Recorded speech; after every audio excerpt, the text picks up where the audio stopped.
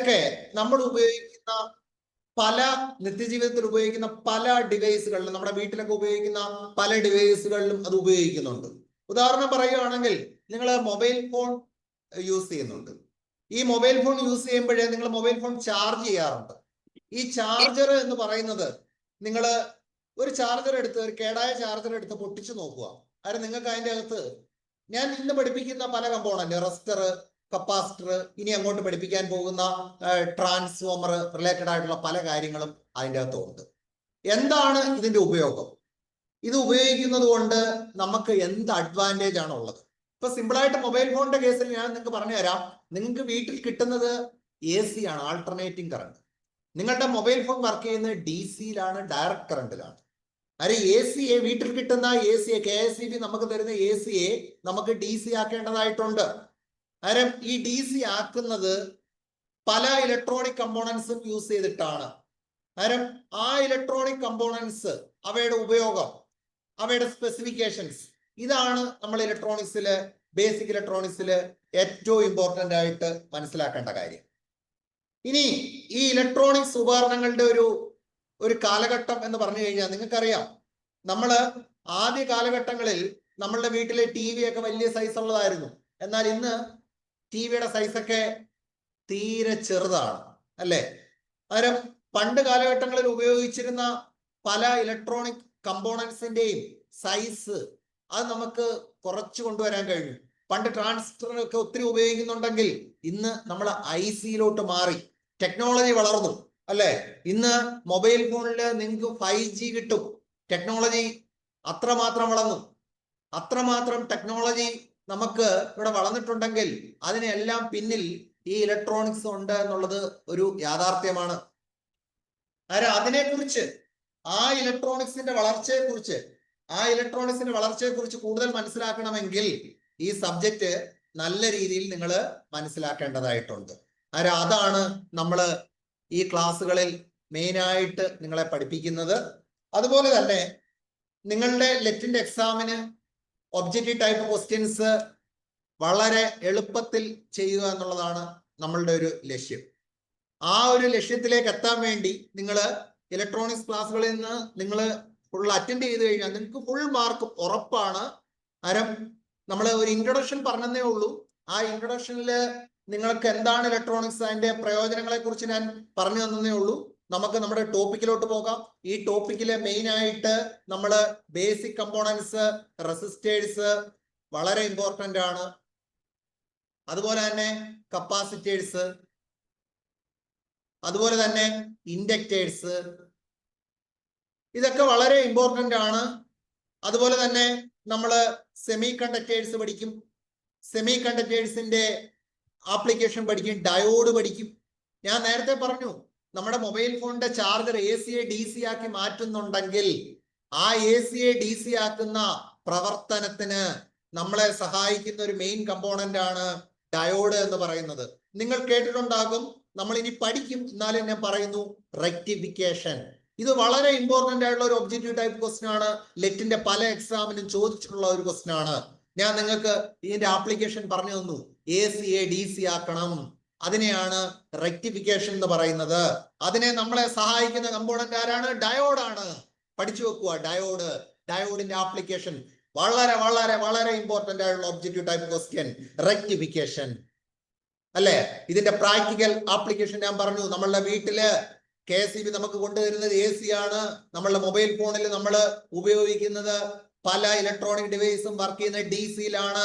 വീട്ടിൽ കിട്ടുന്ന AC, നമ്മുടെ ഡിവൈസ് വർക്ക് ചെയ്യുന്നത് DC. അന്നേരം AC-യെ DC ആക്കണം. ആ AC-യെ DC ആക്കാൻ, ആ റെക്ടിഫിക്കേഷൻ പർപ്പസ് ചെയ്യാൻ നമ്മളെ സഹായിക്കുന്നു ആര്? ഡയോഡ്. ഡയോഡിനെ കുറിച്ച് പഠിക്കണം, അല്ലെ? അന്നേരം ഇത്തരം കാര്യങ്ങൾ മനസ്സിലാക്കി പഠിക്കണമെങ്കിൽ നമ്മൾ ഈ ഇലക്ട്രോണിക്സ് നല്ല രീതിയിൽ പഠിച്ചു തന്നെ പോകണം, അല്ലെ? പല ഒബ്ജക്റ്റീവ് ടൈപ്പ് ക്വസ്റ്റ്യനും നമുക്ക് ആൻസർ എഴുതണമെങ്കിൽ ഇലക്ട്രോണിക്സിന്റെ ബേസിക് കാര്യങ്ങൾ തൊട്ട്, ഇലക്ട്രോണിക്സ് ഒന്നും അറിയാത്തൊരു കുട്ടിക്ക് പോലും മനസ്സിലാക്കത്തക്ക രീതിയിൽ നമുക്ക് ക്ലാസ്സുകൾ പോകാം. അതായത് നിങ്ങൾ ഇലക്ട്രോണിക്സ് എല്ലാം മറന്നു, നിങ്ങൾക്ക് ഇപ്പോൾ ഒന്നും അറിയത്തില്ല എന്ന് തന്നെ കരുതുക. നിങ്ങൾ ഒരു ബേസിക് ഐഡിയ ഇല്ലെങ്കിൽ പോലും ആ ബേസിക് ഐഡിയ നമുക്ക് ആ ഐഡിയയിൽ നിന്ന് ബേസിക് ആയുള്ള കാര്യങ്ങളിൽ നിന്ന് തന്നെ സ്റ്റാർട്ട് ചെയ്ത് പോകണം. അതുകൊണ്ടാണ് നമ്മൾ ഈ ക്ലാസ്സിൽ അത്രയധികം പ്രാധാന്യത്തോടു കൂടി നമ്മൾ ഈ കാര്യങ്ങൾ ഓരോന്ന് നിങ്ങൾക്ക് പറഞ്ഞു തരുന്നത്. കാരണം നമ്മൾ പറഞ്ഞു ഈ ബേസിക് ഇലക്ട്രോണിക്സിൽ നമ്മൾ മനസ്സിലാക്കേണ്ട ഏറ്റവും ഇമ്പോർട്ടൻ്റ് ആയിട്ടുള്ള കാര്യം എന്താണെന്ന് ചോദിച്ചു കഴിഞ്ഞാൽ ബേസിക് കമ്പോണൻസ് ആണ്. ആ ബേസിക് കമ്പോണൻസിനെ കുറിച്ച് നല്ലൊരു ഐഡിയ ഉണ്ടാക്കണം. ആ ഐഡിയ നമുക്ക് ഈ ക്ലാസ് കഴിയുമ്പോൾ നിങ്ങൾക്ക് റെഡിയാവും. കാരണം നമുക്ക് ബേസിക് കമ്പോണൻസ് എന്ന് പറയുന്നത് റെസിസ്റ്റർ, കപ്പാസിറ്റർ, ഇൻഡക്ടർ ആണ്. ആ റെസിസ്റ്റർ, കപ്പാസിറ്റർ, ഇൻഡക്ടർ എന്താണ് എന്നുള്ള കാര്യത്തിലേക്ക് നമുക്ക് പോകാം. അത് പഠിക്കുമ്പോൾ ആദ്യം നിങ്ങൾ മനസ്സിലാക്കേണ്ട ഒരു കാര്യമുണ്ട്. അതെന്താണെന്ന് ചോദിച്ചു കഴിഞ്ഞാൽ എന്താണ് ഇലക്ട്രിക് കറണ്ട്? ഇലക്ട്രിക് കറണ്ട് എന്താണെന്ന് അറിയാമെങ്കിൽ ഞാൻ ഈ ബേസിക് കമ്പോണൻസിനെ കുറിച്ച് കൂടുതൽ കാര്യങ്ങൾ നിങ്ങൾക്ക് പറഞ്ഞു തന്നു കഴിഞ്ഞാൽ അതുകൊണ്ടൊരു അർത്ഥം ഉണ്ടാവത്തുള്ളൂ. ആദ്യം നിങ്ങൾ മനസ്സിലാക്കേണ്ടത് എന്താണ് ഇലക്ട്രിക് കറണ്ട് എന്നുള്ള കാര്യം വളരെ വ്യക്തമായി മനസ്സിലാക്കുക. ഇലക്ട്രിക് കറണ്ട് എന്താണെന്ന് നോക്കാം. കറണ്ട് ഇലക്ട്രിസിറ്റി എന്ന് പറയുന്ന ഒരു ടോപ്പിക്കാണ് ആദ്യം ഞാൻ നിങ്ങൾക്ക് പറഞ്ഞു തരും. നമ്മളുടെ വീട്ടിലൊക്കെ ബൾബ് ഉണ്ട് അല്ലെ? ബൾബ് നമ്മൾ സ്വിച്ച് ഓൺ ചെയ്യാറുണ്ട്, ഓഫ് ചെയ്യാറുണ്ട്. എന്താണ് അവിടെ സംഭവിക്കുന്നത്? ഈ ബൾബ് ഉറപ്പായിട്ടും കണക്ട് ചെയ്തിരിക്കുന്നത് ഒരു ഇലക്ട്രിക് വയർ യൂസ് ചെയ്തിട്ടായിരിക്കും ബൾബിലോട്ട് കണക്ഷൻ കൊടുത്തിരിക്കുന്നത് നിങ്ങളുടെ സ്വിച്ചിൽ നിന്ന് അല്ലെ? ഇവിടെ നിങ്ങൾ മനസ്സിലാക്കേണ്ടത് നമുക്ക് നമ്മുടെ വീട്ടിൽ സ്വിച്ച് ഓൺ ചെയ്യുന്ന പോലെ നമുക്ക് ഒരു ബാറ്ററി യൂസ് ചെയ്തിട്ട് ബാറ്ററിയിൽ നിങ്ങൾ വയറൊക്കെ കണക്ട് ചെയ്തിട്ട് ഒരു ബൾബ് എന്താണ് പ്രകാശിപ്പിച്ചിട്ടുണ്ട് അല്ലേ? അവിടെ നിങ്ങൾ മനസ്സിലാക്കേണ്ട ഏറ്റവും ഇമ്പോർട്ടൻ്റ് ആയുള്ള കാര്യം, നിങ്ങൾ ഈ സ്വിച്ച് ഓൺ ചെയ്യുമ്പോൾ അവിടെ എന്താണ് സംഭവിക്കുന്നത്? സ്വിച്ച് ഓൺ ചെയ്യുമ്പോൾ അവിടെ എന്താണ് സംഭവിക്കുന്നത്? അതിൽ നിന്ന് തന്നെ നമുക്ക് തുടങ്ങാം. ഇവിടെ നിങ്ങൾക്ക് കാണാൻ കഴിയും, ഇവിടെ ഞാൻ ഒരു ബാറ്ററി കണക്ട് ചെയ്തിട്ടുണ്ട് ഇല്ലേ? ബാറ്ററി ഉണ്ട്. പിന്നെ ഇവിടെ ഒരു സ്വിച്ച് ഉണ്ട്. ഈ സ്വിച്ചാണ് നമ്മളെ ഓൺ ഓഫ് ആക്കാൻ നമ്മളെ സഹായിക്കുന്നത്. സ്വിച്ച് ഓൺ ആകുമ്പോൾ ഇങ്ങനെ കണക്റ്റ് ആവും, ആരുമായിട്ട്? ഈ ബാറ്ററിയുമായിട്ട് കണക്റ്റ് ആവും. അതിന് എന്താ ഇവിടെ സംഭവിക്കുന്നത്? ചാർജ് ഫ്ലോ ചെയ്യും. ചാർജ് എന്ന് പറഞ്ഞു കഴിഞ്ഞാൽ നിങ്ങൾ മനസ്സിലാക്കുക, ഇലക്ട്രോണിന്റെ ഫ്ലോ ആണ്. ഇലക്ട്രോൺ ഫ്ലോ നടക്കുന്നതിന്റെ ഫലമായിട്ടാണ് ഈ ബൾബ് പ്രകാശിക്കുന്നത്. സംശയമില്ലല്ലോ? അന്നേരം നിങ്ങൾക്ക് വളരെ വ്യക്തമാണ് ഇവിടെ കറണ്ട് ഫ്ലോ സംഭവിച്ചു. കാരണം ഇലക്ട്രോൺ ഫ്ലോയുടെ ഓപ്പോസിറ്റ് ഡയറക്ഷനിലാണ് കറണ്ടിന്റെ ഡയറക്ഷൻ. നിങ്ങൾക്കറിയാം, ഇലക്ട്രോൺ ഫ്ലോ ചെയ്യുന്നത് ഏത് ഡയറക്ഷനിലാണോ അതിന്റെ ഓപ്പോസിറ്റ് ഡയറക്ഷനിലാണ് കറണ്ട് ഫ്ലോ നമ്മൾ മാർക്ക് ചെയ്യുന്നത്. ഇവിടെ സിമ്പിൾ ആയിട്ട് പറഞ്ഞു കഴിഞ്ഞാൽ ഇവിടെ ചാർജ് ഫ്ലോ ആണ് നടക്കുന്നത്. ചാർജ് ഫ്ലോ ചെയ്ത് കഴിഞ്ഞാൽ എന്തുണ്ടാവും? ഇലക്ട്രിക് കറണ്ട് ഉണ്ടാവും. മനസ്സിലാവുന്നുണ്ടോ? ഇതിനെയാണ് നമ്മൾ കറണ്ട് ഇലക്ട്രിസിറ്റി എന്ന് പറയുന്നത്. Flowing of electric charge through A conductor. Conductor എന്ന് പറഞ്ഞു കഴിഞ്ഞാൽ നമുക്കറിയാം എന്താണ്, ഈ പറയുന്ന ഇലക്ട്രോൺസിനെ ഒക്കെ എന്ത് ചെയ്യും? കടത്തി വിടും. മനസ്സിലായോ? കണ്ടക്ട് ചെയ്യും. മനസ്സിലായോ? ഒരു കണ്ടക്ടർ നിങ്ങൾ എടുത്തു, ഒരു മെറ്റൽ പീസ് എടുത്തു.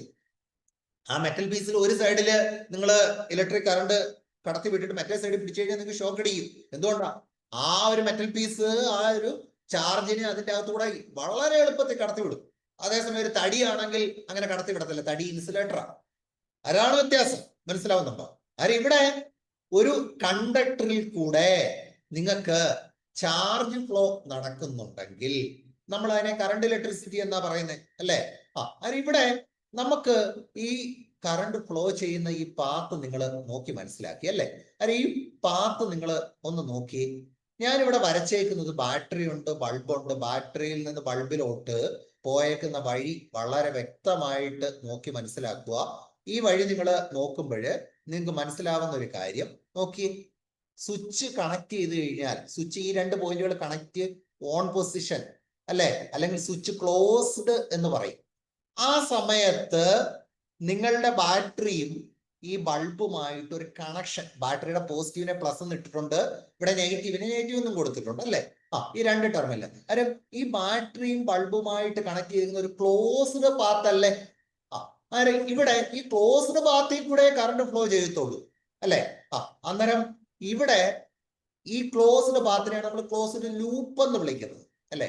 A circuit which is closed loop through which current flows. ഈ ക്ലോസ്ഡ് ലൂപ്പിൽ കൂടെയാണ് നമ്മളുടെ കറണ്ട് ഫ്ലോ നടക്കുന്നത്. അത് വളരെ വ്യക്തമാണ്.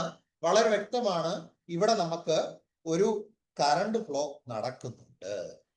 ആ കറണ്ട് ഫ്ലോ നടക്കാൻ കാരണം ആരാണെന്ന് ചോദിച്ചു കഴിഞ്ഞാൽ ഇവിടുത്തെ ചാർജ് ഫ്ലോ ചെയ്യുന്നതാണ് ഇതിന്റെ കാരണം. ചാർജ് ഫ്ലോ ചെയ്യുന്നതാണ് ഇവിടെ കാരണം. കാരണം ബേസിക് ആയിട്ട് ഈ കറണ്ട്, ഇവിടെ ഇലക്ട്രിക് കറണ്ട് ഉണ്ടാവണമെങ്കിൽ ഉറപ്പാണ് ചാർജ് ഫ്ലോ ചെയ്യണം. മനസ്സിലാവുന്നുണ്ടല്ലോ? അരെ ഈ ചാർജ് ഫ്ലോയ്ക്ക് ഇവിടെ എന്താണ്, ഒരു ബാറ്ററി വളരെ അത്യാവശ്യമാണ്, അല്ലെ?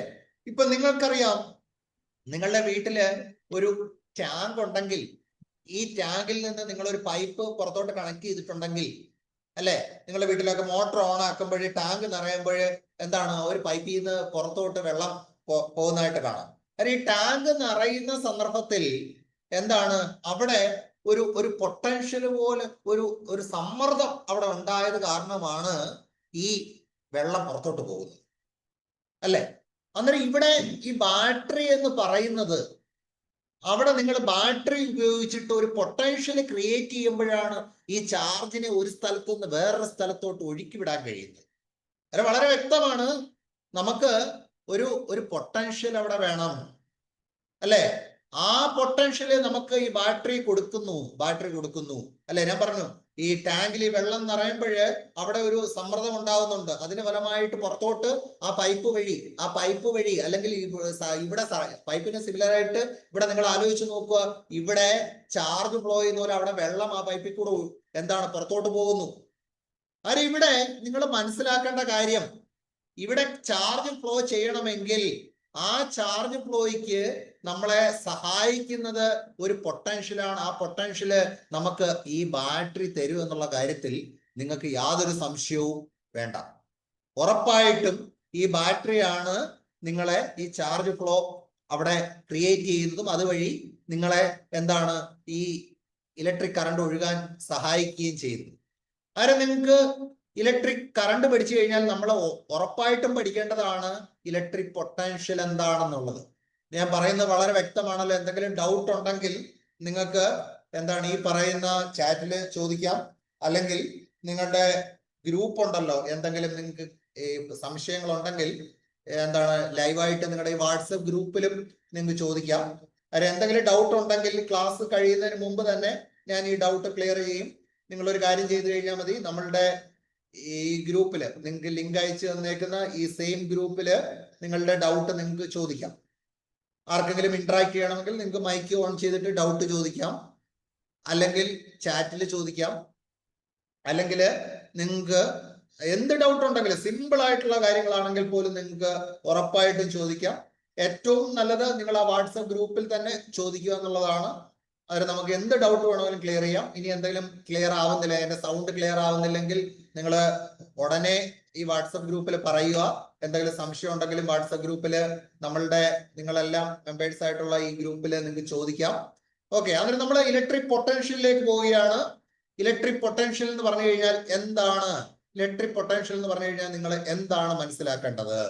അത് ഇവിടെ ഞാൻ പറഞ്ഞു, ഒരു ചാർജ് ഫ്ലോയെ ഇവിടെ ഉണ്ടാക്കാൻ നമ്മളെ സഹായിച്ച ഒരു കാര്യമാണ് ഇവിടുത്തെ പൊട്ടൻഷ്യൽ. ഇലക്ട്രിക് പൊട്ടൻഷ്യലിന് വേറൊരു പേര് നമ്മൾ വോൾട്ടേജ് എന്നൊക്കെ നമ്മൾ ഡെയിലി ലൈഫിൽ പലപ്പോഴും പറയാറുണ്ട്. ആ വോൾട്ടേജ് ആണ് ഈ പൊട്ടൻഷ്യൽ. അതിനെ വേറൊരു പേരെന്നേ ഉള്ളൂ, ഇലക്ട്രിക് പൊട്ടൻഷ്യൽ.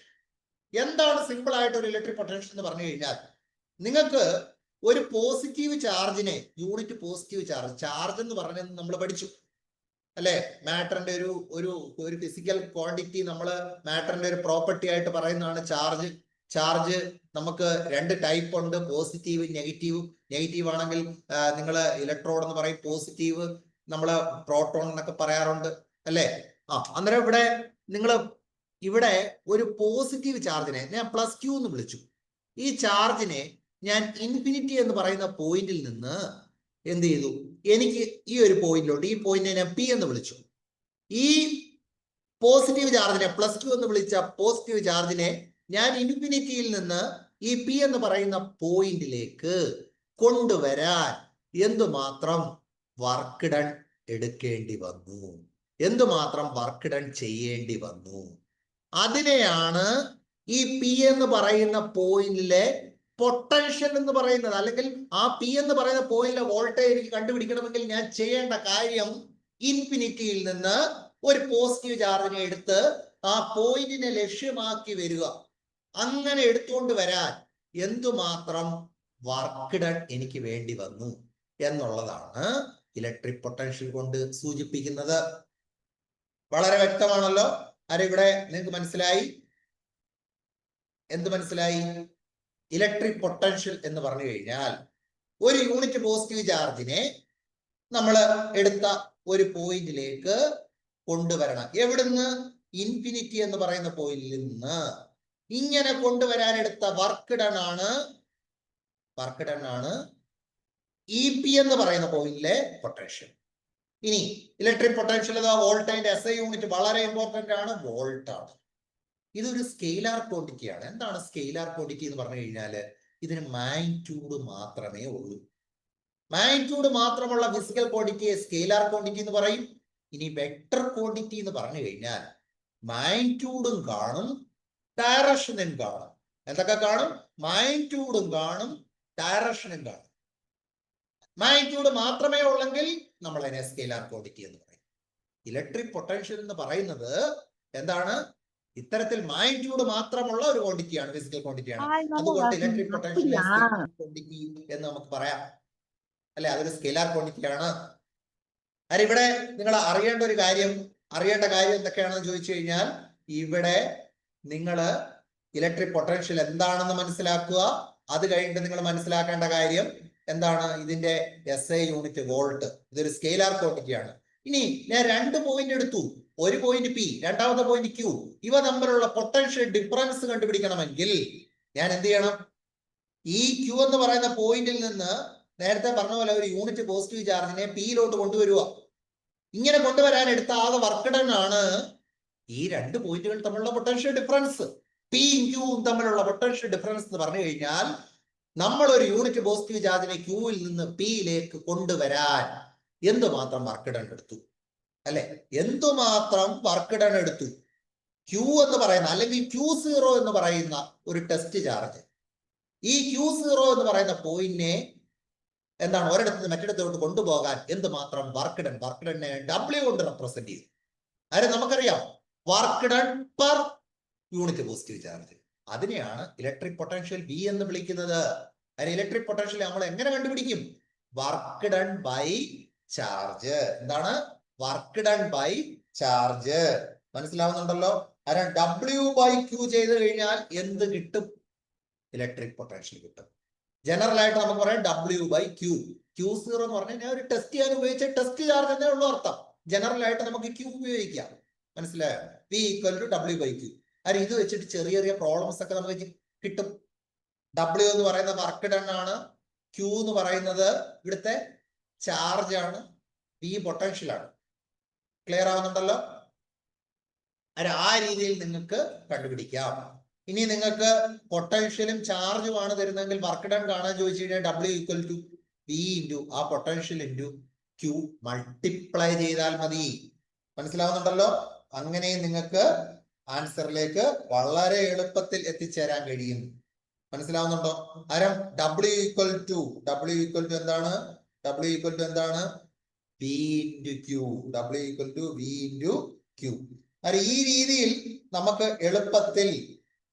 എളുപ്പത്തിൽ ആൻസറുകളിലേക്ക് എത്താൻ കഴിയും.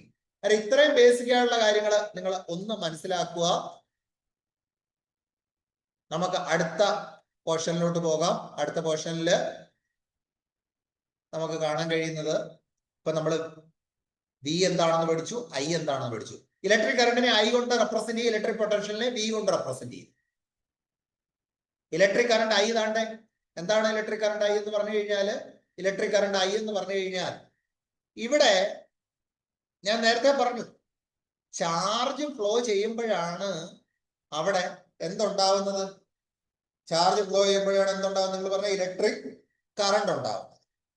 ഈ ഫ്ലോ ചെയ്യുന്ന ചാർജാണ് ഇലക്ട്രിക് കറണ്ട് ഉണ്ടാക്കുന്ന കാര്യത്തിൽ ഒരു സംശയമില്ല.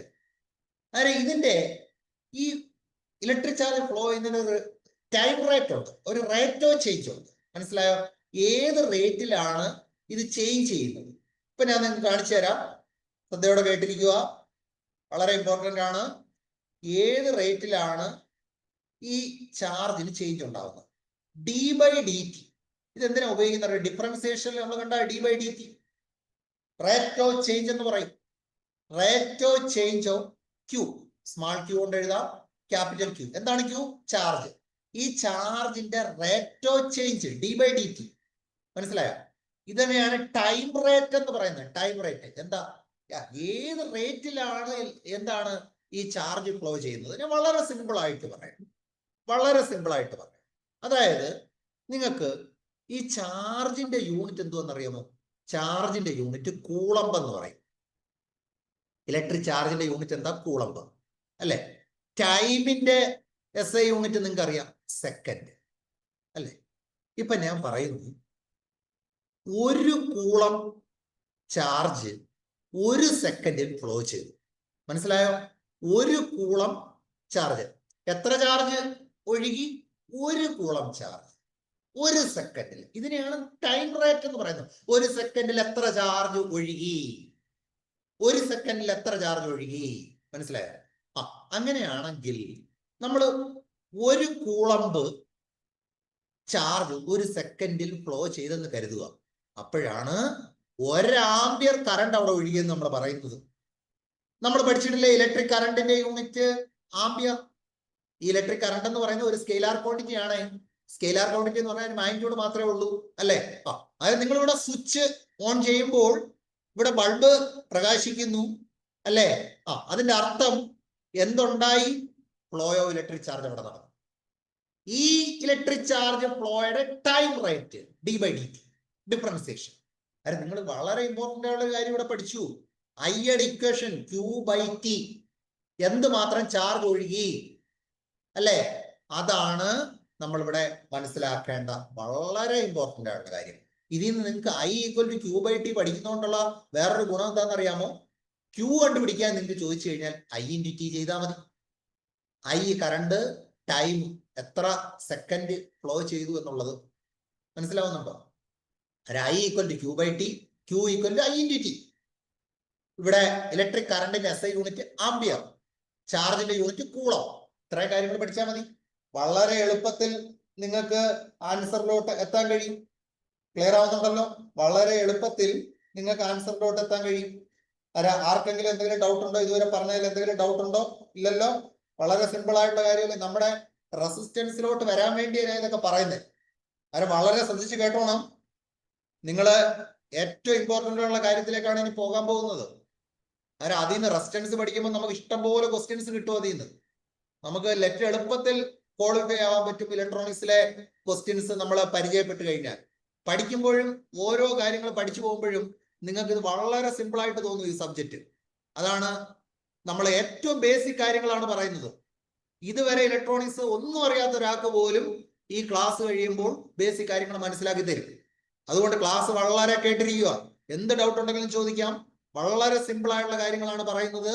നിങ്ങൾക്ക് ഈ ബേസ് പറഞ്ഞു തന്നു കഴിഞ്ഞാൽ ഈ സബ്ജക്റ്റിലെ 3 മൊഡ്യൂളും ഫുൾ നിങ്ങൾക്ക് പഠിക്കാൻ കഴിയും. വളരെ ഇൻട്രസ്റ്റിംഗ് ആണ്. ഇനി ഞാൻ നേരത്തെ പറഞ്ഞില്ലയോ, നമ്മുടെ വീട്ടിൽ നമുക്ക് KSEB കൊണ്ടുതരുന്നത് AC ആണ്, ആൾട്ടർനേറ്റിംഗ് കറണ്ട്. എന്താണ് ആൾട്ടർനേറ്റിംഗ് കറണ്ട്? ഞാൻ പറഞ്ഞു, നമ്മുടെ മൊബൈൽ വർക്ക് ചെയ്യണമെങ്കിൽ DC-യിലാണ് വർക്ക് ചെയ്യുന്നത്. ആ DC നമ്മൾ ഡയറക്റ്റ് കറണ്ട് എന്നാണ് നമ്മൾ പറഞ്ഞത്.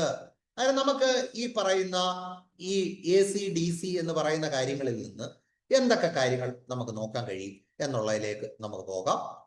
ആൾട്ടർനേറ്റിംഗ് കറണ്ട്, അതിനെ നമ്മൾ AC എന്ന് പറയാറുണ്ട്. ആൾട്ടർനേറ്റിംഗ് കറണ്ട് എന്ന് പറഞ്ഞു കഴിഞ്ഞാൽ നിങ്ങൾക്ക് കാണാൻ കഴിയും AC അല്ലെ. ഡയറക്റ്റ് കറണ്ട് എന്ന് പറഞ്ഞു കഴിഞ്ഞാൽ DC, direct current DC. Clear ആയോ? നമ്മൾ ഷോർട്ട് ഫോമില് ഡയറക്റ്റ് കറണ്ടിനെ DC എന്ന് വിളിക്കും, ആൾട്ടർനേറ്റ് കറണ്ടിനെയാണ് AC എന്ന് വിളിക്കുന്നത്. നമുക്ക് AC, നിങ്ങൾ സൈൻ വേവ് കണ്ടിട്ടില്ലേ? സൈൻ വേവ് കണ്ടിട്ടില്ലയോ? എന്തോ ഈ സൈൻ വേവ് എന്ന് പറഞ്ഞു കഴിഞ്ഞാൽ ഇതിന്റെ ഓരോ സെക്കൻഡിൽ ഇതിന്റെ വാല്യൂ ഇങ്ങനെ മാറിക്കൊണ്ടിരിക്കുക അല്ലെ. നമ്മുടെ സീറോയിൽ നിന്ന് തുടങ്ങും, മേലോട്ട് കയറി പോകും, മാക്സിമം എത്തും, പിന്നെ ഇയാൾ താഴോട്ട് വരും, 0-ത്തിലെത്തും, വീണ്ടും 90-ലോട്ടും. ഓരോ സെക്കൻഡിലും അല്ലെ. ഇത് കറണ്ട് ഫ്ലോ എന്ന് പറഞ്ഞാൽ നമ്മൾ പറഞ്ഞില്ലേ, ഈ ചേഞ്ച് ഉണ്ടാവുന്നുണ്ട് അവിടെ. അത് ഈ ചേഞ്ച് നിങ്ങൾ നോക്കിക്കഴിഞ്ഞാൽ ഓരോ ടൈം എക്സാക്ട്ലി ഞാൻ ടൈമാണ് വരച്ചേക്കുന്നത്, സെക്കൻഡ് ആണെന്ന് കരുതും, ഓരോ സെക്കൻഡിൽ ഈ കറണ്ടിന്റെ വാല്യൂ ഇങ്ങനെ മാറി മാറി മാറി മാറി മാറി അങ്ങ് പോവുക.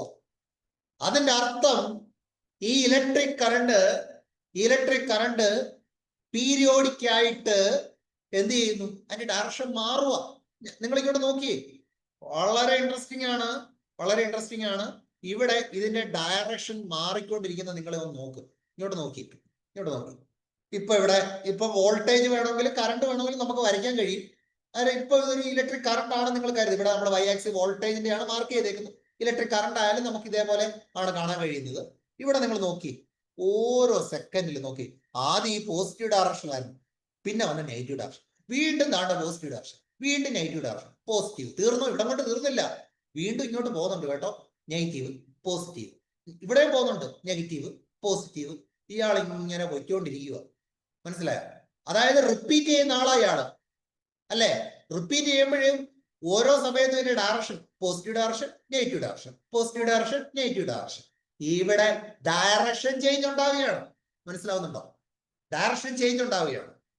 അത് ഇതിനെയാണ് നമ്മുടെ ആൾട്ടർനേറ്റിംഗ് കറണ്ട് എന്ന് പറയുന്നത്. ഓരോ സെക്കൻഡിലും വാല്യൂ ഇങ്ങനെ മാറിക്കൊണ്ടിരിക്കുക, മനസ്സിലായോ? ഇനി ഞാൻ നിങ്ങൾക്ക് ഒരു കാര്യം കൂടെ പറഞ്ഞു തരാം, വളരെ ഇമ്പോർട്ടന്റ് ആണ്, കേട്ടിരുന്നേ. ഒരു കാര്യം കൂടെ പറഞ്ഞു തരാൻ പോവുകയാണ്. ഇവിടെ ഈ സൈൻ വേവ് ഞാൻ വരച്ചപ്പോഴേ, ഈ സൈൻ വേവിന്റെ പീരീഡ് എന്ന് പറയുന്ന ഒരു സംഭവമുണ്ട്. ഇത് പീരിയോഡിക്കലി റിപ്പീറ്റ് ചെയ്യുന്ന ആളാണ്. ഇങ്ങോട്ടൊക്കെ ഉണ്ട് കേട്ടോ, കാരണം ഞാൻ ലെഫ്റ്റിലോട്ട് റൈറ്റിലോട്ടും ഉള്ള സൈൻ വേവ് വരച്ചിട്ടില്ല. ഇപ്പൊ നിങ്ങൾക്ക് മനസ്സിലാക്കാം, ഇവിടെ തൊട്ട് 0 തൊട്ട് ഞാൻ ഈ സൈൻ വേവ് അതേ ഫോമിൽ വീണ്ടും റിപ്പീറ്റ് ചെയ്യുന്ന പോർഷൻ ഇവിടെ എത്തണം കണ്ടോ, വീണ്ടും ഇതേ ആള് തന്നെ വീണ്ടും വരുന്നത് കണ്ടോ, സെയിം ആള് റിപ്പീറ്റ് ചെയ്ത് പോവുക. അതിന്റെ അർത്ഥം ഈ ആള് പീരിയോഡിക്കലി റിപ്പീറ്റ് ചെയ്യുന്ന ആളാണ്. അങ്ങനെയാണെങ്കിൽ ഇയാൾ റിപ്പീറ്റ് ചെയ്യുന്നതിന് എടുക്കുന്ന ഒരു മിനിമം ടൈം ഉണ്ട്, അല്ലേ? അത് നമുക്ക് നോക്കാം. നോക്കിയേ, ഈ 0 തൊട്ട് ഈ പോയിന്റ് വരച്ചിരുന്ന കണ്ടോ, ഇതിനെ നമ്മുടെ ടൈം പീരീഡ് എന്ന് പറയും. എന്ന് വെച്ച് കഴിഞ്ഞാൽ അതിന്റെ അർത്ഥം എന്താ? ഇത്രയും സമയം കഴിയുമ്പം ഇയാൾ വീണ്ടും വരും, മനസ്സിലായോ? ഇത് റിപ്പീറ്റ് ചെയ്യാൻ എടുക്കുന്ന ഏറ്റവും കുറഞ്ഞ ടൈം ഇന്റർവെലിനെയാണ് ടൈം പീരീഡ് ടി എന്ന് വിളിക്കുന്നത്, മനസ്സിലായോ? ഇത് റിപ്പീറ്റ് ചെയ്യാൻ എടുക്കുന്ന ഏറ്റവും കുറഞ്ഞ ടൈം ഇന്റർവെൽ.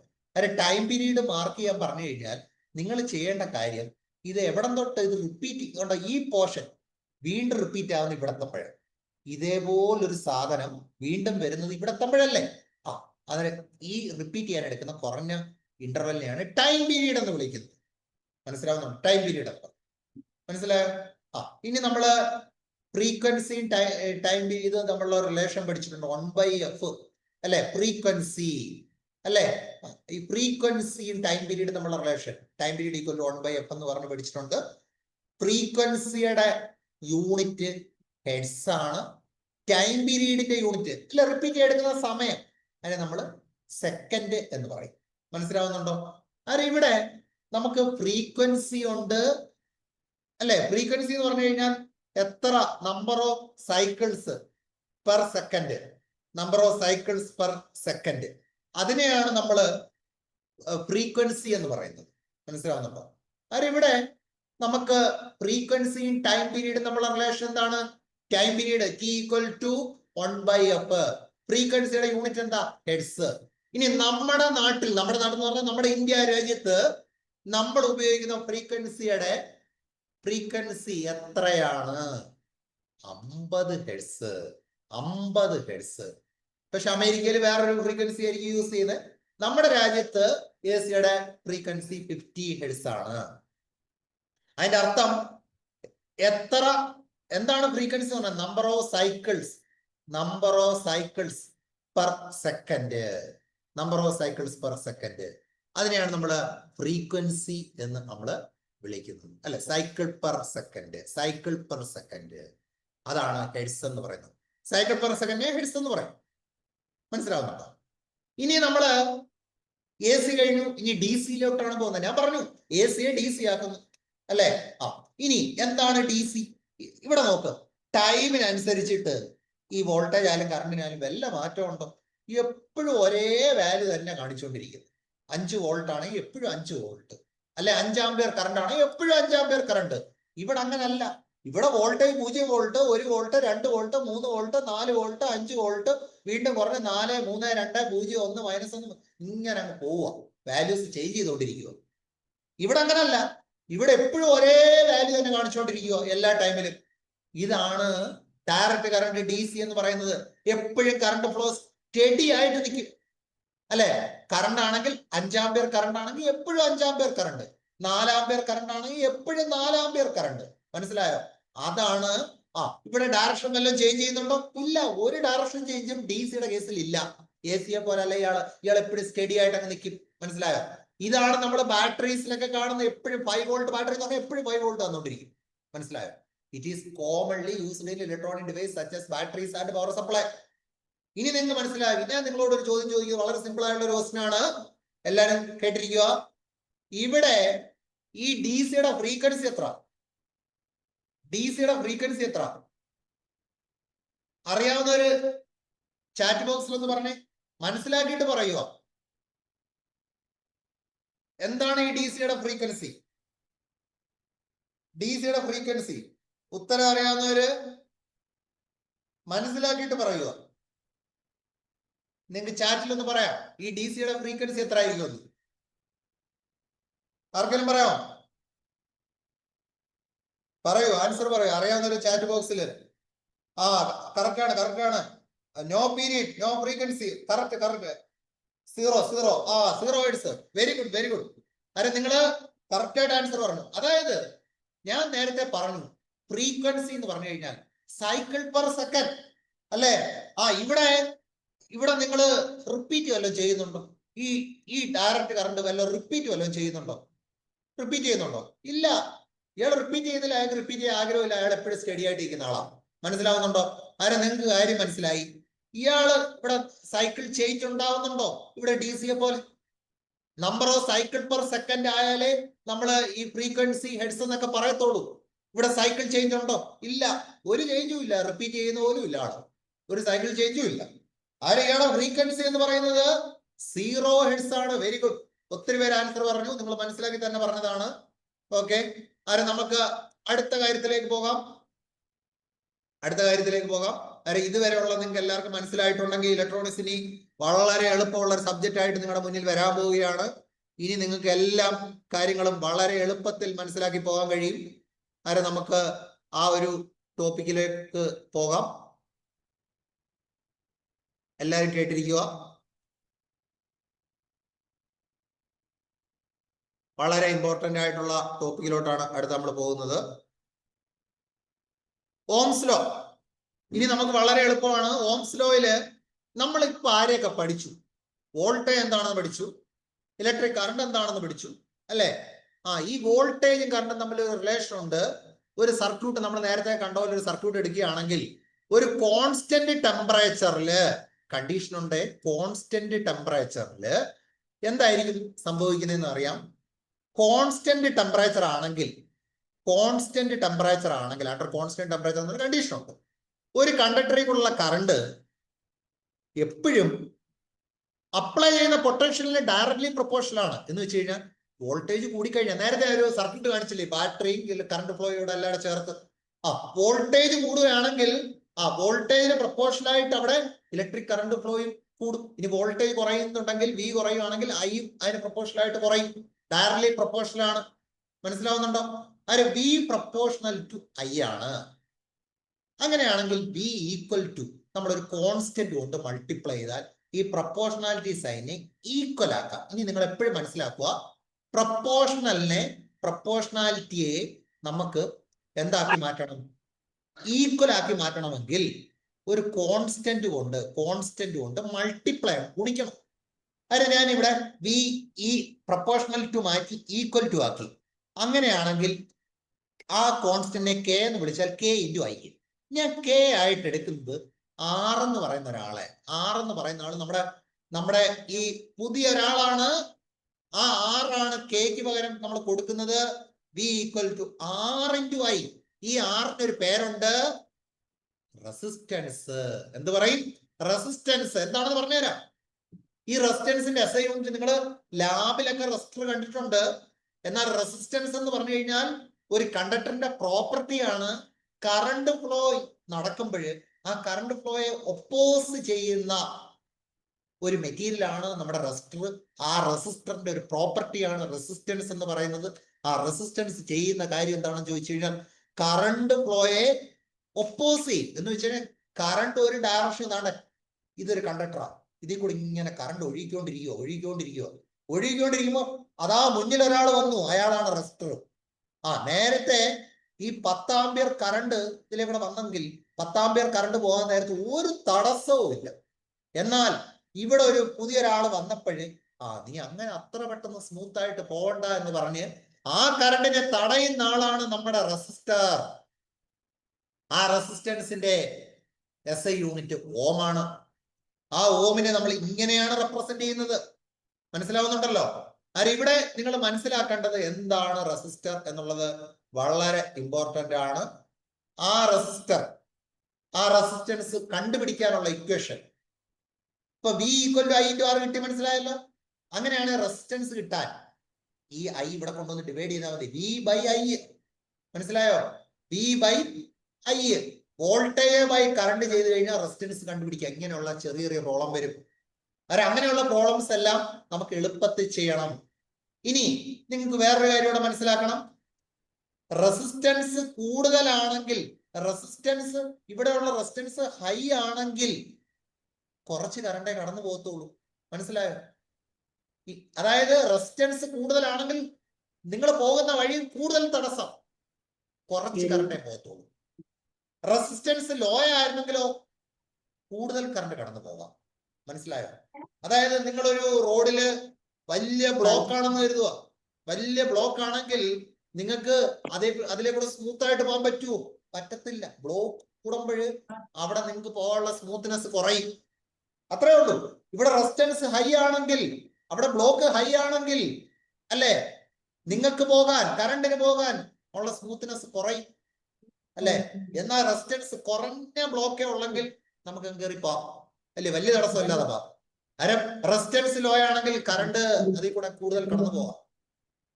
റെസിസ്റ്റൻസ് കൂടുതലാണെങ്കിൽ എന്ത് ചെയ്യും? കുറച്ച് കറണ്ടേ പോകത്തുള്ളൂ.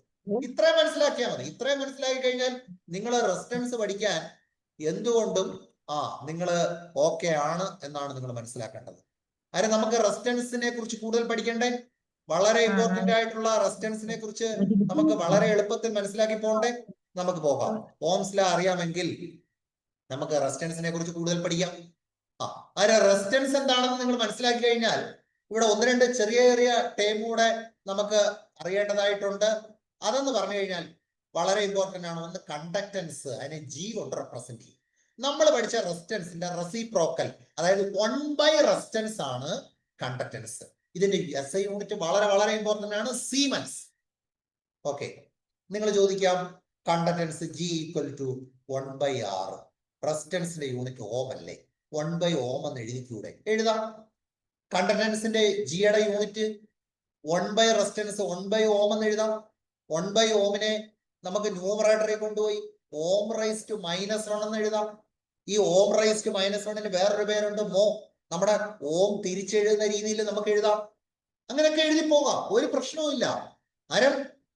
ഈ മോ എഴുതിയാലും കറക്റ്റ് ആണ്, യൂണിറ്റ് Ohm⁻⁻1 എഴുതിയാലും കറക്റ്റ് ആണ്, 1/Ohm എഴുതിയാലും കറക്റ്റ് ആണ്, സീമെൻസ് എഴുതിയാലും കറക്റ്റ് ആണ്. പക്ഷെ കൂടുതൽ എക്സാമിന് ചോദിക്കുന്നത് കണ്ടക്ടൻസിന്റെ SI യൂണിറ്റ് സീമെൻസ്.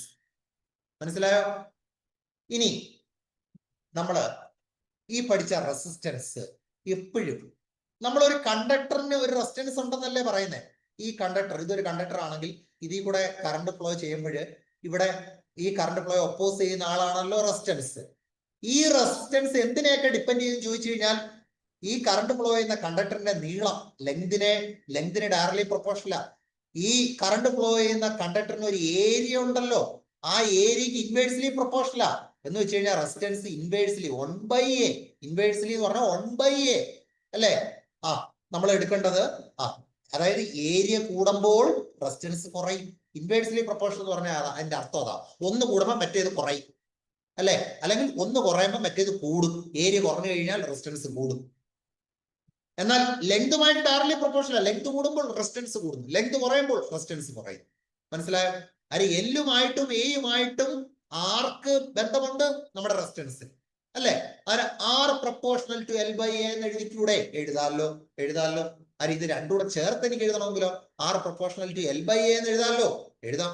ഇനി ഞാൻ നിങ്ങൾക്ക് പറഞ്ഞു തന്നു, എപ്പോഴായാലും ഈ പ്രപ്പോർഷണാലിറ്റി വരുമ്പോഴേ നമുക്ക് അതിനെ ഈക്വൽ ടു ആക്കാൻ ആഗ്രഹം കാണും.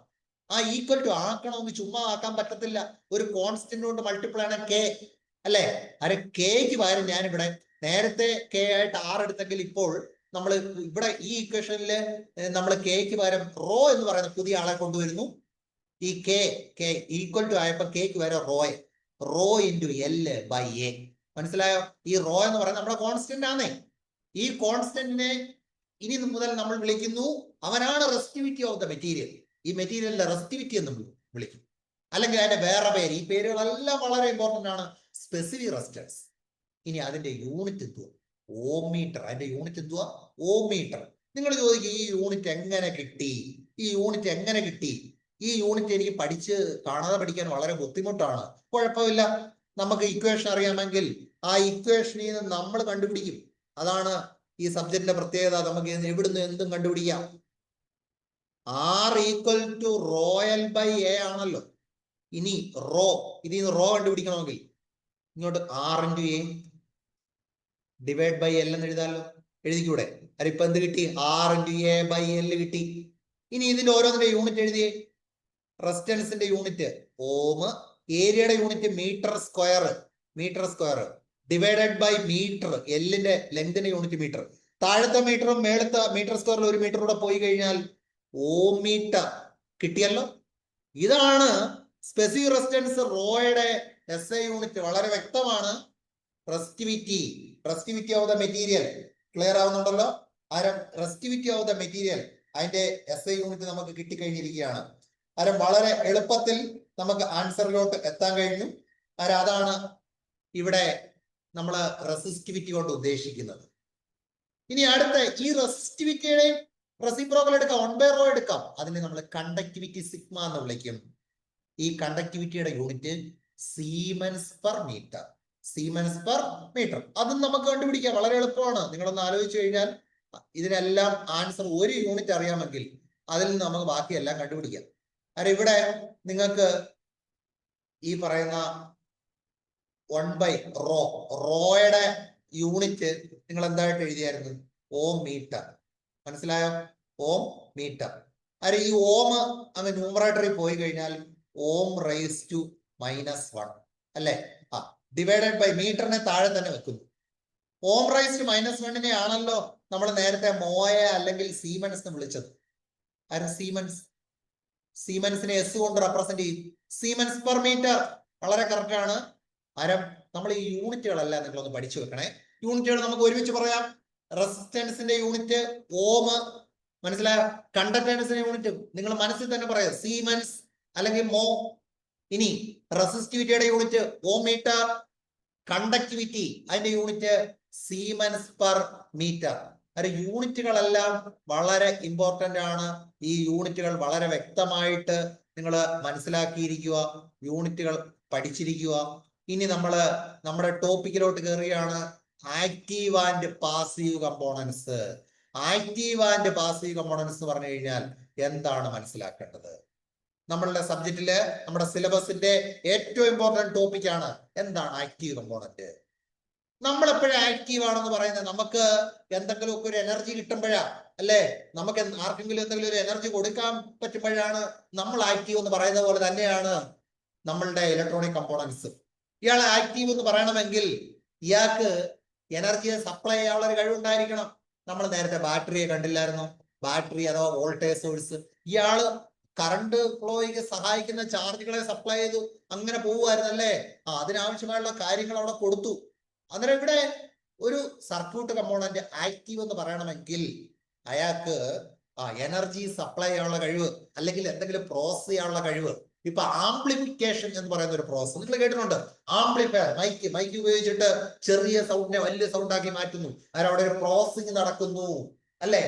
ഇപ്പൊ ഞാൻ മൈക്ക് ഇല്ലാതെ സംസാരിച്ചാലും മൈക്ക് ഉപയോഗിച്ച് സംസാരിച്ചാലും രണ്ടും വ്യത്യാസമുണ്ട്. മൈക്ക് ഇല്ലാതെ സംസാരിച്ചു കഴിഞ്ഞാൽ എന്റെ സൗണ്ട് തീരെ കുറവാണ്.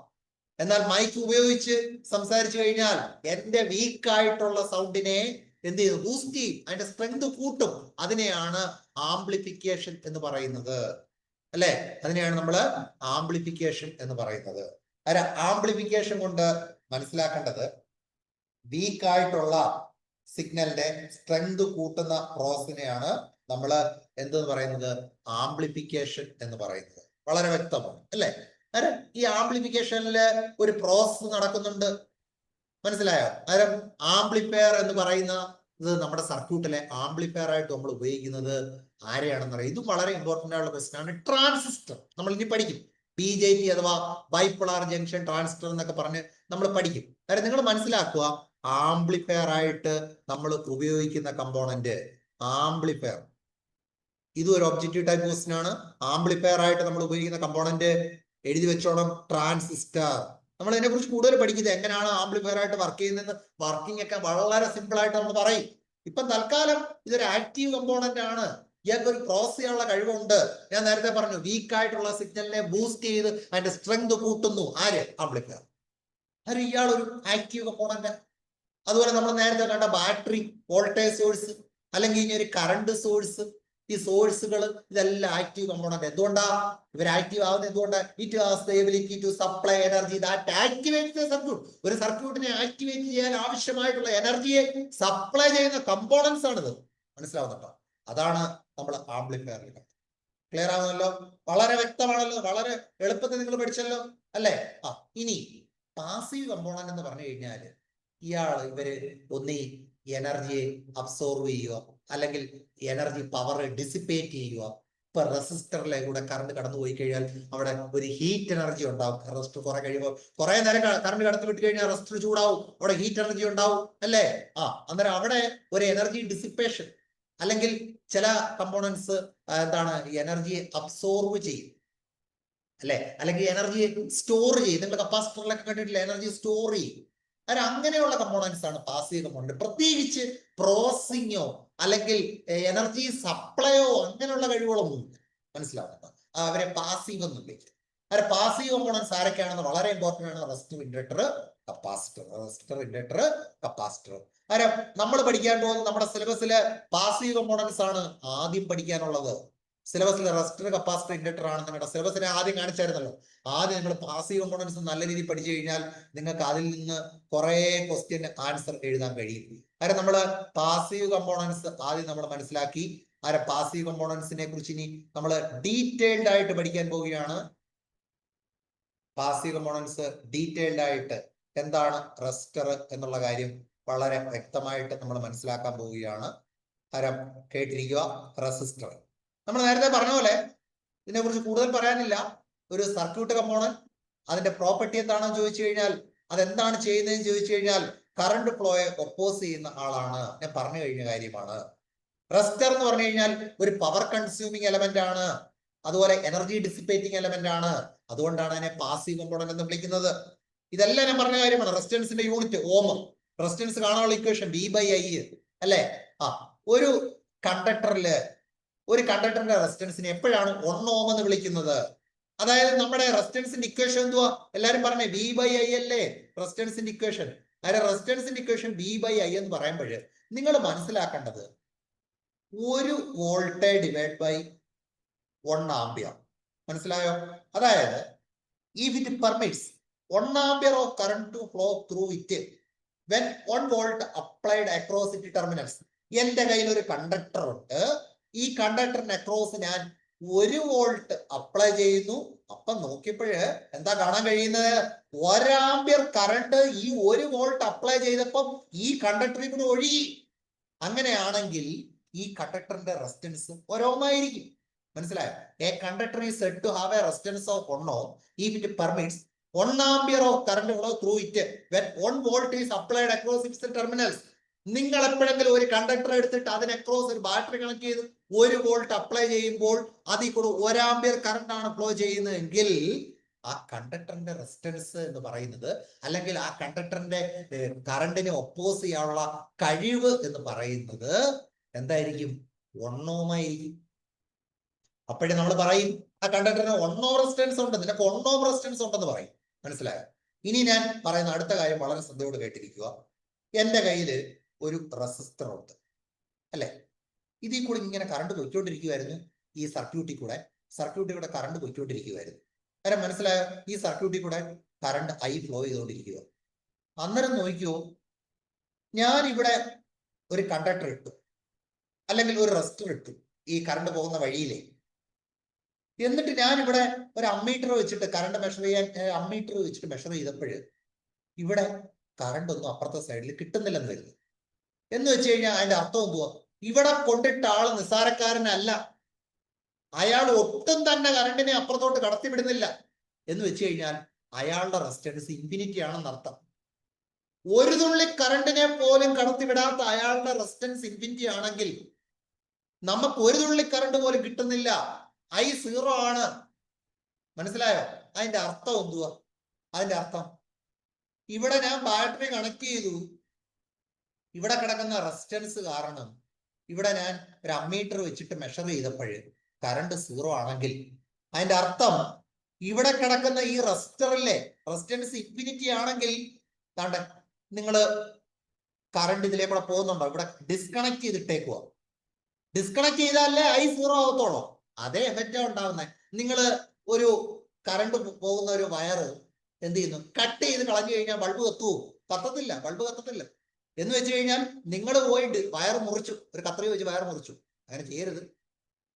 ഞാൻ പറഞ്ഞതേ ഉള്ളൂ മനസ്സിലാക്കാൻ. ആരം നിങ്ങൾ എന്താ ചെയ്ത് ഇവിടെ ഡിസ്കണക്റ്റഡ് ആയി കഴിഞ്ഞാൽ നിങ്ങൾക്ക് കാണാൻ കഴിയും എന്താ ഇവിടെ ബൾബ് പ്രകാശിക്കത്തില്ല. അതിനെയാണ് നമ്മൾ ഇവിടെ ഡിസ്കണക്ട് ചെയ്തു എന്ന് പറയുന്നതിന് ടെക്നിക്കലി നമ്മൾ പറയും ഓപ്പൺ സർക്യൂട്ട്. ഇവിടെ ഓപ്പൺ ആയി കിടക്കുകയാണ്. മനസ്സിലായോ? അന്നേരം ഐ 0 ആകുമ്പോൾ നമ്മൾ പറയുന്ന പേരാണ് ഓപ്പൺ സർക്യൂട്ട്. ഇനി ഞാനിവിടെ ഒരു സർക്യൂട്ട് എടുത്തു. ഇനി നേരത്തെ പറഞ്ഞ തിരിച്ചു പറയാം. ഇവിടെ ഞാൻ കറണ്ട് മെഷർ ചെയ്തപ്പോൾ എനിക്ക് ഇവിടെ വന്ന 2 ആമ്പിയർ കറണ്ടാണ് ഈ ബാറ്ററിയിൽ ഇങ്ങനെ ഇവിടെ ഫ്ലോ ചെയ്തുകൊണ്ടിരുന്നത്. ഇപ്പുറത്തെ സൈഡിൽ ഒന്ന് നോക്കിയപ്പോഴും അവിടെ 2 ആമ്പിയർ കിട്ടി. അതിന്റെ അർത്ഥം എന്താ? ഇവിടെ ഒട്ടും തന്നെ റെസിസ്റ്റൻസ് ഇല്ല. റെസിസ്റ്റൻസ് 0 എന്ന് പറഞ്ഞു കഴിഞ്ഞാൽ ഇവിടെ വരുന്ന കറണ്ട് ഫുൾ അതേപോലെ കടത്തിവിടുവോ? റെസിസ്റ്റൻസ് 0 ആയി കഴിഞ്ഞാൽ നിങ്ങൾക്ക് ഐ ഇൻഫിനിറ്റി മാക്സിമം കറണ്ട് കിട്ടുമെന്ന് എന്റെ അർത്ഥം. റെസിസ്റ്റൻസ് ഒന്നും ഇല്ലെങ്കിൽ നിങ്ങൾ കൊടുക്കുന്ന കറണ്ട് അതേപോലെ അപ്പുറത്ത് കിട്ടും. മനസ്സിലായോ? അങ്ങനെ സംഭവിക്കണമെങ്കിൽ നേരത്തെ ഈ 2 പോയിന്റ് ഡിസ്കണക്ട് ആണെങ്കിൽ ഇവിടെ 2 പോയിന്റ് കണക്റ്റഡാ. അതിനെ നമ്മൾ ക്ലോസ്ഡ് സർക്യൂട്ട്, നേരത്തെ നമ്മൾ ക്ലോസ്ഡ് എന്ന് പറഞ്ഞില്ലേ, അല്ലെങ്കിൽ ഷോർട്ട് ആയെന്ന് പറയാം, ഷോർട്ട് സർക്യൂട്ട്. മനസ്സിലായോ? ഇവിടെ ഡയറക്റ്റ് കണക്ഷൻ ഉണ്ടെന്ന് അർത്ഥം. ഷോർട്ട് ആണെങ്കിൽ ഇതിന് അക്രോസ് വോൾട്ടേജ് 0 ആയിരിക്കും. മനസ്സിലായോ? ഇവിടെ ഓപ്പൺ ആണെങ്കിൽ ഇവിടെ അക്രോസ് ഒരു വോൾട്ടേജ് കാണും. മനസ്സിലായോ? ഇവിടെ ഷോർട്ട് ആയതുകൊണ്ട് അക്രോസ് ഉള്ള വോൾട്ടേജ് V0 ആവുന്നതിന് നമ്മൾ ഷോർട്ട് സർക്യൂട്ട് എന്ന് പറയും. ഈ ബേസിക് പോയിന്റുകൾ എല്ലാവരും മനസ്സിലാക്കണേ. അടുത്തത് നമ്മൾ പഠിക്കാൻ പോകുന്നത് വളരെ ഇമ്പോർട്ടന്റ് ആയിട്ടുള്ള അടുത്ത കാര്യത്തിലേക്ക് നമ്മൾ പോവുകയാണ്. റെസിസ്റ്റേഴ്സിനെ കുറിച്ച് നമ്മൾ കൂടുതൽ മനസ്സിലാക്കാൻ പോവുകയാണ്. ഇപ്പൊ റെസിസ്റ്റൻസിന്റെ ബേസിക് കാര്യങ്ങൾ മനസ്സിലായി. നിങ്ങളെല്ലാം ലാബിലെ റെസിസ്റ്റർ കണ്ടിട്ടുണ്ടല്ലോ. ഇതേപോലെ ഒരു കളർ കോഡിംഗ് ഒക്കെ കാണും. കളർ കോഡിംഗ് നമ്മൾ പഠിപ്പിക്കും കേട്ടോ. കളർ കോഡിംഗ് വളരെ ഇമ്പോർട്ടന്റ് ആണ്. നിങ്ങൾക്ക് ഒരു 3-4 കളറൊക്കെ തന്നിട്ട് ഈ റെസിസ്റ്റൻസിന്റെ വാല്യൂ എത്രയാണ് കളർ വെച്ചിട്ട് കണ്ടുപിടിക്കാൻ പറ്റും. അതാണ് കളർ കോഡിംഗ്. അത് നിങ്ങളെ പഠിപ്പിക്കും. റെസിസ്റ്റൻസിന്റെ സിമ്പൽ വരയ്ക്കുന്ന കണ്ടോ? ഇവിടെ വരച്ചിട്ടുണ്ട്. റെസിസ്റ്റൻസ് എന്ന് പറഞ്ഞു കഴിഞ്ഞാൽ എന്താ? ഒരു കണ്ടക്ടറിന്റെ പ്രോപ്പർട്ടിയാണ്. അത് കറണ്ട് ഫ്ലോയെ ഒപ്പോസ് ചെയ്യും. ഇനി റെസിസ്റ്റർ നമുക്ക് എങ്ങനെയൊക്കെ സർക്യൂട്ട് കണക്ട് ചെയ്യാം? സീരീസ് ആയിട്ട് കണക്ട് ചെയ്യാം, പാരലായിട്ട് കണക്ട് ചെയ്യാം. വളരെ ഇമ്പോർട്ടന്റ് ആണ്. ഇതിൽ നിന്നാണ് ക്വസ്റ്റ്യൻസ്, ഒത്തിരി ക്വസ്റ്റ്യൻസും കിട്ടും. വളരെ ഇമ്പോർട്ടന്റ് ആണ്. ഇതിന് പ്രോബ്ലം ഒക്കെ ചെയ്യുന്നത് എങ്ങനെയാണെന്ന് പറഞ്ഞു തരും. അത് ഒറ്റ കാര്യം മനസ്സിലാക്കുക, എപ്പോഴാണ് നമ്മൾ ഒരു സർക്യൂട്ടിനെ സീരീസ് ആയിട്ട് കണക്ട് ചെയ്തു എന്ന് പറയുന്നത്? എപ്പോഴാണ് സീരീസ് ആയിട്ട് കണക്ട് ചെയ്തു എന്ന് പറയുന്നത്? നമുക്ക് നോക്കാം. ഒരു സർക്യൂട്ടില് നമുക്ക് ഒന്നിൽ കൂടുതൽ റെസിസ്റ്റർ നോക്കിയേ. ഇവിടെ R1 ഉണ്ട്, R2 ഉണ്ട്, R3 ഉണ്ട്. 3 റെസിസ്റ്റർ കണക്ട് ചെയ്തേക്കുക. ഇവിടെ ഒരു ബാറ്ററി ഉണ്ട്. ഇവിടെ ഒരു കറണ്ട് ഫ്ലോ ഐ നടക്കുന്നുണ്ട്. ഇവിടുന്ന് വരുന്ന കറണ്ട് ഞാൻ നിങ്ങൾക്ക് മനസ്സിലാക്കാൻ വേണ്ടി 2 ആമ്പിയർ കറണ്ട് ഇവിടുന്ന് വരുന്നെന്ന് കരുതി. ഒന്നാമത്തെ റെസിസ്റ്ററിൽ കൂടെ കടന്നുപോയത് 2 ആമ്പിയർ, രണ്ടാമത്തെ റെസിസ്റ്ററിൽ കൂടെ കടന്നുപോയത് 2 ആമ്പിയർ, മൂന്നാമത്തെ റെസിസ്റ്ററിൽ കൂടെ കടന്നുപോയത് 2 ആമ്പിയർ. എന്ത് മനസ്സിലായി നിങ്ങൾക്ക്? ഇവിടെയുള്ള 3 റെസിസ്റ്ററിൽ കൂടെ കടന്നുപോയത് സെയിം കറണ്ട് ആണ്.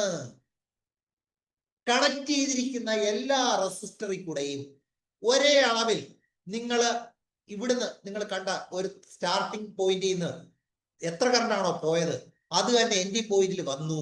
അതിന്റെ അർത്ഥം എന്താ? ഈ എല്ലാ റെസിസ്റ്ററിൽ കൂടെയും കയറി ഇറങ്ങി വന്നത് ഒരേ കറണ്ടാ, സെയിം കറണ്ടാണ് എല്ലാ റെസിസ്റ്ററിൽ കൂടെ ഒഴുകി വന്നത്. അങ്ങനെയാണെങ്കിൽ ഇവ കണക്ട് ചെയ്ത് വെച്ചിരിക്കുന്ന സീരീസ്, അതിന്റെ സീരീസ് ആണോ പാരലാണോ നോക്കുന്നത് എങ്ങനെ? നിങ്ങൾ എത്ര റെസിസ്റ്റർ ആണെങ്കിലും ആയിക്കോട്ടെ, ഇവിടെ 3 എടുത്തതേ ഉള്ളൂ. എല്ലാ റെസിസ്റ്ററിൽ കൂടെയും സെയിം കറണ്ട് ആണ് ഒഴുകുന്നതെങ്കിൽ ആ ഓരോരോ റെസിസ്റ്ററും കണക്ട് ചെയ്ത് വെച്ചിരിക്കുന്നത് സീരീസ് ആയിട്ടായിരിക്കും. മനസ്സിലായോ? അത്തരത്തിലുള്ള സർക്യൂട്ടാണ് സീരീസ് സർക്യൂട്ട്. ഇനി സീരീസ് സർക്യൂട്ടിൽ കുറച്ച് പ്രത്യേകതകൾ ഞാൻ പറഞ്ഞുതരാം. ഇവിടെ നമ്മള് ഓരോ റെസിസ്റ്ററിന് അക്രോസും വോൾട്ടേജ് ഉണ്ടാവുമല്ലോ. ഒന്നാമത്തെ റെസിസ്റ്ററിന് അക്രോസ് ഒരു വോൾട്ടേജ് ഉണ്ടാവും, അതിനെ V1. രണ്ടാമത്തെ റെസിസ്റ്ററിന് അക്രോസ് V2 ഉണ്ടാവും. മൂന്നാമത്തെ റെസിസ്റ്ററിന് അക്രോസ് വോൾട്ടേജ് V3 ഉണ്ടാവും. നമ്മൾ ഓംസ് ലോ പഠിച്ച ആൾക്കാരാ. V = I × R നമ്മൾ ഇനി എപ്പം ചോദിച്ചു കഴിഞ്ഞാലും എപ്പോഴായാലും നമ്മൾ വിളിച്ചു പറയും V = I × R. അതാണ് നമ്മുടെ ഓംസ് ലോ.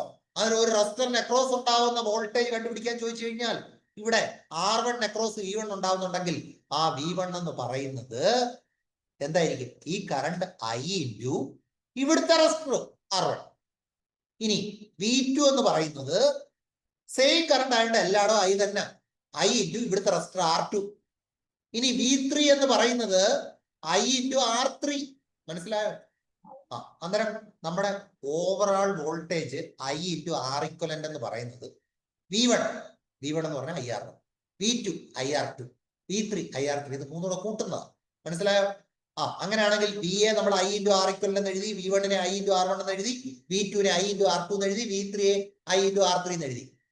VA I × മൊത്തത്തിലുള്ള R eq അല്ലെ? ഈ VA അങ്ങനെ എഴുതി. V1 നെ IR1 എന്ന് എഴുതി, V2 നെ IR2 എന്ന് എഴുതി. ഇത് നിങ്ങൾ ജസ്റ്റ് മനസ്സിലാക്കിയാൽ മതി. ഇനി നമുക്ക് I കോമൺ എടുത്തു കഴിഞ്ഞാൽ റൈറ്റ് സൈഡിൽ R1 + R2 + R3. ഇവിടെ I × R eq I രണ്ട് സൈഡും ക്യാൻസൽ ആയാൽ R eq = R1 + R2 + R3. ഞാൻ പറഞ്ഞ ഡെറിവേഷൻ നിങ്ങൾക്ക് ഒന്നും മനസ്സിലായില്ലെങ്കിൽ പോലും ഒരു കാര്യം വളരെ സിമ്പിൾ ആണ്. 3 റെസിസ്റ്റേഴ്സ് ഇവിടെ ഞാൻ കണക്ട് ചെയ്തായിരുന്നു. ഈ 3 റെസിസ്റ്റേഴ്സ് സീരീസ് ആയിട്ടാണ് കണക്ട് ചെയ്തത്. അങ്ങനെയാണെങ്കിൽ മൊത്തം നെറ്റ് ഇക്വലന്റ് റെസിസ്റ്റൻസ് എത്രയാണെന്ന് ചോദിച്ചു കഴിഞ്ഞാൽ ഇവിടെ 3 റെസിസ്റ്റർ ആയതുകൊണ്ട്, സീരീസ് ആയതുകൊണ്ട് 3 റെസിസ്റ്റർ കൂടെ ഒന്ന് കൂട്ടിയാൽ മതി. അങ്ങനെയാണെങ്കിൽ ഞാൻ നിങ്ങളോട് ചോദിക്കുന്നു, ഞാൻ ഒരു സർക്യൂട്ടിൽ 2 റെസിസ്റ്റർ കണക്ട് ചെയ്തു. ഈ 2 റെസിസ്റ്ററും സീരീസ് ആയിരുന്നു. ഇക്വലന്റ് റെസിസ്റ്റൻസ് എത്രയാണെന്ന് ചോദിച്ചു കഴിഞ്ഞാൽ നിങ്ങൾ അന്നേരം പറഞ്ഞോണം സീരീസ് കണക്ഷൻ ആണോ? അതെ. അങ്ങനെയാണെങ്കിൽ ഓരോ റെസിസ്റ്റൻസും തമ്മിൽ കൂട്ടിയാൽ മതി. ഇനി 4 റെസിസ്റ്റൻസ് ആണെങ്കിൽ R1 + R2 + R3 + R4. 5 resistance ആണെങ്കിൽ R eq 5 റെസിസ്റ്റൻസ് സീരീസ് ആണ് connect ചെയ്തതെങ്കിൽ R1 + R2 + R3 + R4 + R5. മനസ്സിലായോ? ഇനി നമ്മൾ മൊത്തത്തിൽ ഇങ്ങനെ കണക്ട് ചെയ്ത് R4 R5 ഇങ്ങനെ ഒരു n റെസിസ്റ്റൻസ്, Rn റെസിസ്റ്റൻസ് വരെ കണക്ട് ചെയ്ത് വെച്ചിട്ടുണ്ടെങ്കിൽ nth റെസിസ്റ്റൻസ് വരെ എന്ത് ചെയ്താൽ മതി? എല്ലാം കൂട്ടിയാൽ മതി. R6 + R7 etcetera. എത്ര റെസിസ്റ്റൻസ് ഉണ്ടോ ആ സീരീസ് റെസിസ്റ്റൻസ് എല്ലാം കൂടെ നിങ്ങൾ അങ്ങ് ആഡ് ചെയ്താൽ മതി. അത് സീരീസ് സർക്യൂട്ട് ആണെന്ന് നിങ്ങൾ മനസ്സിലാക്കി കഴിഞ്ഞാൽ ഈക്വലന്റ് റെസിസ്റ്റൻസ് കാണാൻ എല്ലാ റെസിസ്റ്റേഴ്സും കൂടെ ആഡ് ചെയ്താൽ മതി. ക്ലിയർ ആവുന്നുണ്ടല്ലോ? ഇനി നമ്മള് പാരലിലോട്ട് പോവുകയാണ്. എന്താണ് പാരൽ എന്നുള്ള കാര്യം വളരെ വ്യക്തമാണ്. പാരൽ നിങ്ങൾക്ക് സീരീസ് മനസ്സിലായിട്ടുണ്ടെങ്കിൽ പാരൽ മനസ്സിലാക്കാൻ ഒരു പാടുമില്ല. നമ്മള് സീരീസില് ഒരു കാര്യത്തോടെ നിങ്ങൾ മനസ്സിലാക്കണം. ഇവിടെ അക്രോസ് ആയിട്ടുള്ള വോൾട്ടേജ് V1ഉം ഓരോ റെസിസ്റ്റൻസിന് അക്രോസ് ഉള്ള വോൾട്ടേജ് നിങ്ങൾ കണ്ടേ. ഇവിടെ V1 ഉണ്ടായിരുന്നു, V2 ഉണ്ടായിരുന്നു, V3 ഉണ്ടായിരുന്നു. ഈ 3 വോൾട്ടേജ് കൂടെ കൂട്ടുമ്പോൾ ഈ ബാറ്ററി വോൾട്ടേജ് കിട്ടും. വളരെ ഇമ്പോർട്ടന്റ് ആണ്. നിങ്ങൾക്ക് ഇങ്ങനെയും ചോദിക്കും. സീരീസ് ആണെന്ന് മനസ്സിലാക്കി കഴിഞ്ഞാൽ ഓരോ റെസിസ്റ്റൻസിന് അക്രോസ് ഉള്ള വോൾട്ടേജുകൾ എല്ലാം കൂടെ കൂട്ടിക്കഴിഞ്ഞാൽ ആ വോൾട്ടേജുകളുടെ ആകത്തുക V എന്ന് പറയുന്നത് എന്തായിരിക്കും? ഓരോ റെസിസ്റ്ററിനും അക്രോസ് ഉള്ള വോൾട്ടേജുകളുടെ സമ്മായിരിക്കും. V = V1 + V2 + V3. അതുകൂടെ മനസ്സിലാക്കിയിരിക്കുക. കാരണം ഓരോ റെസിസ്റ്ററിനും അക്രോസ് ഉള്ള വോൾട്ടേജ് വ്യത്യാസമാണേ. ഓരോ റെസിസ്റ്റൻസിന്റെ വാല്യൂ വ്യത്യാസമാണെങ്കിൽ ഓരോ റെസിസ്റ്റൻസിന് അക്രോസ് ഉണ്ടാവുന്ന വോൾട്ടേജ് V1ഉം V2ഉം V3ഉം സീരീസ് സർക്യൂട്ടിൽ വ്യത്യാസമായിരിക്കും. ആ V1ഉം V2ഉം V3 എല്ലാം കൂടെ കൂട്ടിക്കഴിഞ്ഞാൽ ഓവറോൾ വോൾട്ടേജ് V കിട്ടും. ഇവിടെ വോൾട്ടേജ് വ്യത്യാസമാണ്, അക്രോസ് ഉള്ള റെസിസ്റ്റൻസിന് അക്രോസ് ഉള്ള വോൾട്ടേജ് വ്യത്യാസമാണ്.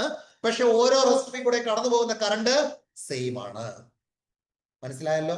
ഇനി നമുക്ക് നമ്മൾ പാരലിലോട്ട് പോവുകയാണ് അല്ലെ? പാരലായിട്ട് കണക്ട് ചെയ്യുന്നു അല്ലെ? പാരലായിട്ട് കണക്ട് ചെയ്യുമ്പോൾ എന്താണ് പ്രത്യേകത? നമുക്ക് നോക്കാം പാരലായിട്ട് കണക്ട് ചെയ്യുമ്പോഴുള്ള പ്രത്യേകതകളിലേക്ക് നമുക്ക് പോകാം. അതായത് പാരലായിട്ട് കണക്ട് ചെയ്യുമ്പോൾ നിങ്ങൾ നോക്കിയേ, ഇവിടെ എങ്ങനെയാണ് പാരലിൽ എന്ന് മനസ്സിലാക്കുന്നത്? നമ്മൾ എപ്പോഴും ഒരു കറണ്ട് പാസ് ചെയ്യിപ്പിക്കുന്നു ഓരോ റെസിസ്റ്ററിൽ കൂടെ, അല്ലെ? അത് ഇവിടെ ഒരു ബാറ്ററിയിൽ നിന്ന് ഇവിടെ നമുക്ക് ഒരു വോൾട്ടേജ് ഇങ്ങനെ വരുന്നത് കാണാം, അല്ലെ? ഈ വോൾട്ടേജ് അപ്ലൈ ചെയ്യുമ്പോൾ അക്രോസ് ഈ റെസിസ്റ്ററിനൊക്കെ അക്രോസ് വോൾട്ടേജ് അപ്ലൈ ചെയ്യുമ്പോൾ കറണ്ട് വരുന്നത് കാണാം.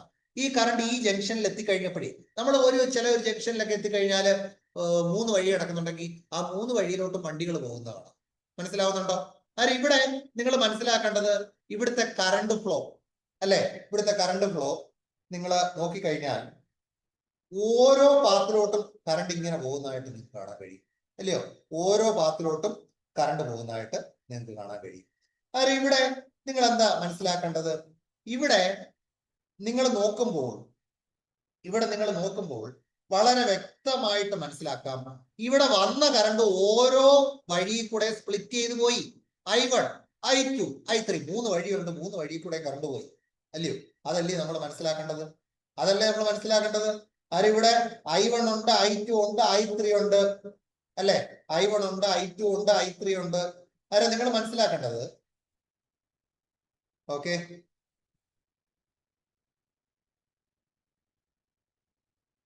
നിങ്ങൾക്ക് ബോർഡ് കാണാൻ കഴിയുന്നുണ്ടോ? ഇവിടുത്തെ കറണ്ട് ഫ്ലോ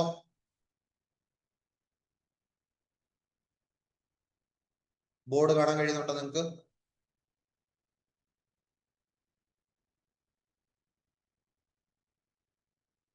ഓക്കെ, ഇവിടെ കറണ്ട് ഫ്ലോ നിങ്ങൾ നോക്കിയേ, I1, I2, I3, അല്ലേ? ഓക്കെ, ബോർഡ് കാണാൻ കഴിയുന്നുണ്ട്. ഓക്കെ, അതിവിടെ കറണ്ട് ഫ്ലോ ചെയ്യുമ്പോൾ ഓരോ പാത്തിൽ കൂടെ പോകുന്ന കറണ്ട് ഡിഫറൻ്റ് ആണ്. നേരത്തെ എല്ലാ റെസിസ്റ്ററിൽ കൂടെ ഒരേ കറണ്ടാണ് പോയിക്കൊണ്ടിരുന്നത്. ഇവിടെ നോക്കി ഒരു 10 ആമ്പിയർ കറണ്ടാണ് വന്നുകൊണ്ടിരിക്കുന്നതെങ്കിൽ ഈ കറണ്ട് പല വഴിക്ക് പല രീതിയിൽ പോകുന്നതായിട്ട് നിങ്ങൾക്ക് കാണാൻ കഴിയും. ഞാൻ ഇപ്പം വരച്ചു കാണിക്കാം. നിങ്ങൾ നോക്കി, ഒരു 10 ആമ്പിയർ കറണ്ടാണ് ഇങ്ങോട്ട് വരുന്നതെന്ന് കരുതി. ഒന്നാമത്തെ വഴി കൂടെ ഒരു 3 ആമ്പിയർ പോയി, രണ്ടാമത്തെ വഴി കൂടെ 4 ആമ്പിയർ പോയി. ഇപ്പം എത്രയായി? 4 3 7. മൂന്നാമത്തെ വഴി കൂടെ ഒരു 3 ആമ്പിയർ, മൊത്തോടെ കൂട്ടിയോ 10 ആയില്ലയോ? അതിന്റെ അർത്ഥം 3 ആമ്പിയർ 4 ആമ്പിയർ 3 ആമ്പിയർ 4 3 7 3 10, അല്ലെ? 10 ആമ്പിയർ എന്ന് പറയുന്ന കറണ്ട് ഒരു വഴി കൂടെ 3 ആമ്പിയർ പോയി, മറ്റേ വഴി കൂടെ 4 ആമ്പിയർ പോയി, മറ്റേ വഴി കൂടെ 3 ആമ്പിയർ പോയി. കാരണം കറണ്ട് സ്പ്ലിറ്റ് ചെയ്ത് പോയി കഴിഞ്ഞാൽ നിങ്ങൾ മനസ്സിലാക്കണം, ആ ഓരോ റെസിസ്റ്ററും പാരലായിട്ടാണ് കണക്ട് ചെയ്തേക്കുന്നത്. ഓരോ റെസിസ്റ്ററിൽ കൂടെ വ്യത്യസ്തമായ കറണ്ട് പോകാൻ കാര്യം എന്താ? ഈ ഓരോ റെസിസ്റ്റൻസിന്റെ വാല്യൂ വ്യത്യാസമാണ്, അല്ലെ? വാല്യൂ വ്യത്യാസമാകുമ്പോൾ അവർ കറണ്ട് വരുന്നതിനെ ഒപ്പോസ് ചെയ്യുന്ന പല രീതിയിലായിരിക്കും. ചെറിയ റെസിസ്റ്റൻസ് വാല്യൂ ആണെങ്കിൽ കൂടുതൽ കറണ്ട് 4 ആമ്പിയർ പെട്ടെന്ന് കടന്നു പോകും എന്ന് പറയും. ഈ അല്പോടെ റെസിസ്റ്റൻസ് കൂടുകയാണെങ്കിൽ ആ 4 ആമ്പിയറിന് അത്രയും കടത്തിവിടത്തില്ല, 3 ആമ്പിയറെ കടത്തിവിടത്തുള്ളൂ. അതാണ് കാര്യം. റെസിസ്റ്റൻസ് വാല്യൂ വ്യത്യാസമായതുകൊണ്ട് പല കറണ്ട് പല വഴി കൂടെ പല രീതിയിൽ പോകുന്നു, അല്ലെ? അന്നേരം ഓരോ റെസിസ്റ്റൻസിൽ കൂടെയും പോകുന്ന കറണ്ട് വ്യത്യാസമാണെങ്കിൽ, അല്ലെ? നിങ്ങൾ ഇവിടെ ബ്രാഞ്ചായിട്ട് നിങ്ങൾ നോക്കിക്കഴിഞ്ഞാൽ ഈ ഓരോ ബ്രാഞ്ച് കൂടെ സ്പ്ലിറ്റ് ചെയ്ത് കറണ്ട് പോകുന്നതായിട്ട് കാണാൻ കഴിയും. അന്നേരം ഈ I1, I2, I3 ഇവിടെ ഇങ്ങനെ അറ്റത്ത് എത്തിക്കഴിയുമ്പോൾ 3 കൂട്ടിക്കഴിഞ്ഞാൽ I1 + I2 + I3 പഴയ I തന്നെ കിട്ടും, ഒരു സംശയവും വേണ്ട. ഓക്കെ, പക്ഷെ ഈ 3 റെസിസ്റ്ററിൽ കൂടെയും കറണ്ട് വ്യത്യസ്തമായ രീതിയിലാണ് കടന്നുപോയത്. അതുകൊണ്ട് തന്നെ ഇത് 3ഉം പാരലാണ്. നമ്മൾ നേരത്തെ പറഞ്ഞു സീരീസ് ആകുമ്പോൾ സെയിം കറണ്ട് ആ ഓരോ റെസിസ്റ്ററിൽ കൂടെ R1, R2, R3 കൂടെ സീരീസ് ആകുമ്പോൾ സെയിം കറണ്ട് കടന്നുപോയി. എന്നാൽ ഇവിടെ പാരലാകുമ്പോൾ വ്യത്യസ്തമായ കറണ്ടാണ് ഈ വ്യത്യസ്തങ്ങളുടെ വാല്യൂ ആയിട്ടുള്ള ഈ റെസിസ്റ്ററിൽ കൂടെ നമുക്ക് കടന്നു പോകാൻ കാണാൻ കഴിയുന്നത്, അല്ലെ? അതായത് ഇവിടെ ഒരു കാര്യം വളരെ വ്യക്തമാണ്, ഇതിന് അക്രോസ് ഉള്ള വോൾട്ടേജിനെ കുറിച്ചുകൂടെ നമുക്ക് മനസ്സിലാക്കണം. കറണ്ട് വ്യത്യാസമാണെന്ന് മനസ്സിലായി. ഇനി നോക്ക്, ഇതിന്റെ ഓരോരോ എൻഡിലും നിങ്ങൾ നോക്കി, ഒന്നാമത്തെ റെസിസ്റ്ററിന്റെ 2 എൻഡ്, രണ്ടാമത്തെ റെസിസ്റ്ററിന്റെ 2 എൻഡ്, മൂന്നാമത്തെ റെസിസ്റ്ററിന്റെ 3 എൻഡ്, 3 റെസിസ്റ്ററിന്റെയും 2 എൻഡുകളും നോക്കി. ഈ ലെഫ്റ്റ് സൈഡിലെ എൻഡ് ഒരു പോയിന്റിൽ, റൈറ്റ് സൈഡിലെ എൻഡ് വേറൊരു പോയിന്റ്. അക്രോസ് ഉള്ള വോൾട്ടേജ് എന്ന് പറഞ്ഞു കഴിഞ്ഞാൽ ഈ അപ്ലൈഡ് ബാറ്ററി വോൾട്ടേജ് V തന്നെ. അതായത് ഇവിടെ 5 വോൾട്ട് ആണെങ്കിൽ R1 across 5 volt, R2 across 5 volt, R3 across 5 volt. Across ഉള്ള വോൾട്ടേജ് എല്ലാ റെസിസ്റ്റൻസിനും സെയിം ആണെങ്കിൽ അത് പാരലാണ്. മനസ്സിലായോ? അങ്ങനെയും പഠിക്കാം കേട്ടോ. അങ്ങനെ മനസ്സിലാക്കുക. അല്ലെങ്കിൽ കറണ്ട് സ്പ്ലിറ്റ് ചെയ്യുന്നു അല്ലെ, ആ സ്പ്ലിറ്റ് ചെയ്ത് പല വഴിക്ക് പല ബ്രാഞ്ചിലായിട്ട് പോകുന്നത് നമുക്ക് മനസ്സിലാക്കാൻ കഴിയും. അന്നേരം ആ രീതിയിൽ നോക്കാം. അന്നേരം ടോട്ടൽ കറണ്ട് I=I1+I2+I3 വളരെ എളുപ്പമാണ്. ഇനി നമ്മൾ ഈ I എന്ന് പറഞ്ഞാൽ ഇവിടെ എല്ലായിടും അക്രോസ് ഉള്ള വോൾട്ടേജ് V ആണെങ്കിൽ I V/R എന്ന് എഴുതാം. I1 ഒന്നാമത്തെ ബ്രാഞ്ചിൽ കൂടെയുള്ള കറണ്ട് എങ്ങനെ കണ്ടുപിടിക്കാം? നമ്മൾ ഓംസ് ലോ വെച്ചിട്ട് V=I×R പഠിച്ചവരാണ്. I=V/R ആണ് അല്ലേ? അങ്ങനെയാണെങ്കിൽ I1 എന്താ മക്കളെ പറഞ്ഞേ? I1 എന്ന് പറഞ്ഞു കഴിഞ്ഞാൽ അക്രോസ് ഉള്ള വോൾട്ടേജ് V തന്നെയാണ്. പക്ഷെ ഒന്നാമത്തെ പാത്ത് I1 പോകുന്ന പാത്തിലെ റെസിസ്റ്റൻസ് R1 ആയതുകൊണ്ട് V/R1. അതായത് I1 V/R1, I2 V/R2, I3 V/R3. ഇതൊക്കെ നിങ്ങൾക്ക് പ്രോബ്ലം ചെയ്യാൻ ഞാൻ അടുത്ത ക്ലാസ്സിൽ പഠിപ്പിക്കും. ഈ കാര്യങ്ങൾ പഠിച്ചു കഴിഞ്ഞാൽ നിങ്ങൾക്ക് എല്ലാ പ്രോബ്ലം ചെയ്യാം. ഇനി ഈ ഇക്വേഷനിൽ നിന്ന് V കോമൺ എടുത്ത് രണ്ട് സൈഡിലും ക്യാൻസൽ ചെയ്ത് കഴിഞ്ഞാൽ 1/R=, വളരെ ഇമ്പോർട്ടന്റ് ഇക്വേഷൻ. നിങ്ങൾക്ക് ഒത്തിരി പ്രോബ്ലം ഇത് ചെയ്യാം. 3 റെസിസ്റ്റൻസ് പാരലാണെങ്കിൽ 1/R=, റെസിപ്രോക്കൽ ആണ് 1/R1+, 1/R2+, 1/R3. ഇനി 2 റെസിസ്റ്റൻസ് ആണ് പാരലെങ്കിൽ 1/R=, എങ്ങനെ എഴുതാം?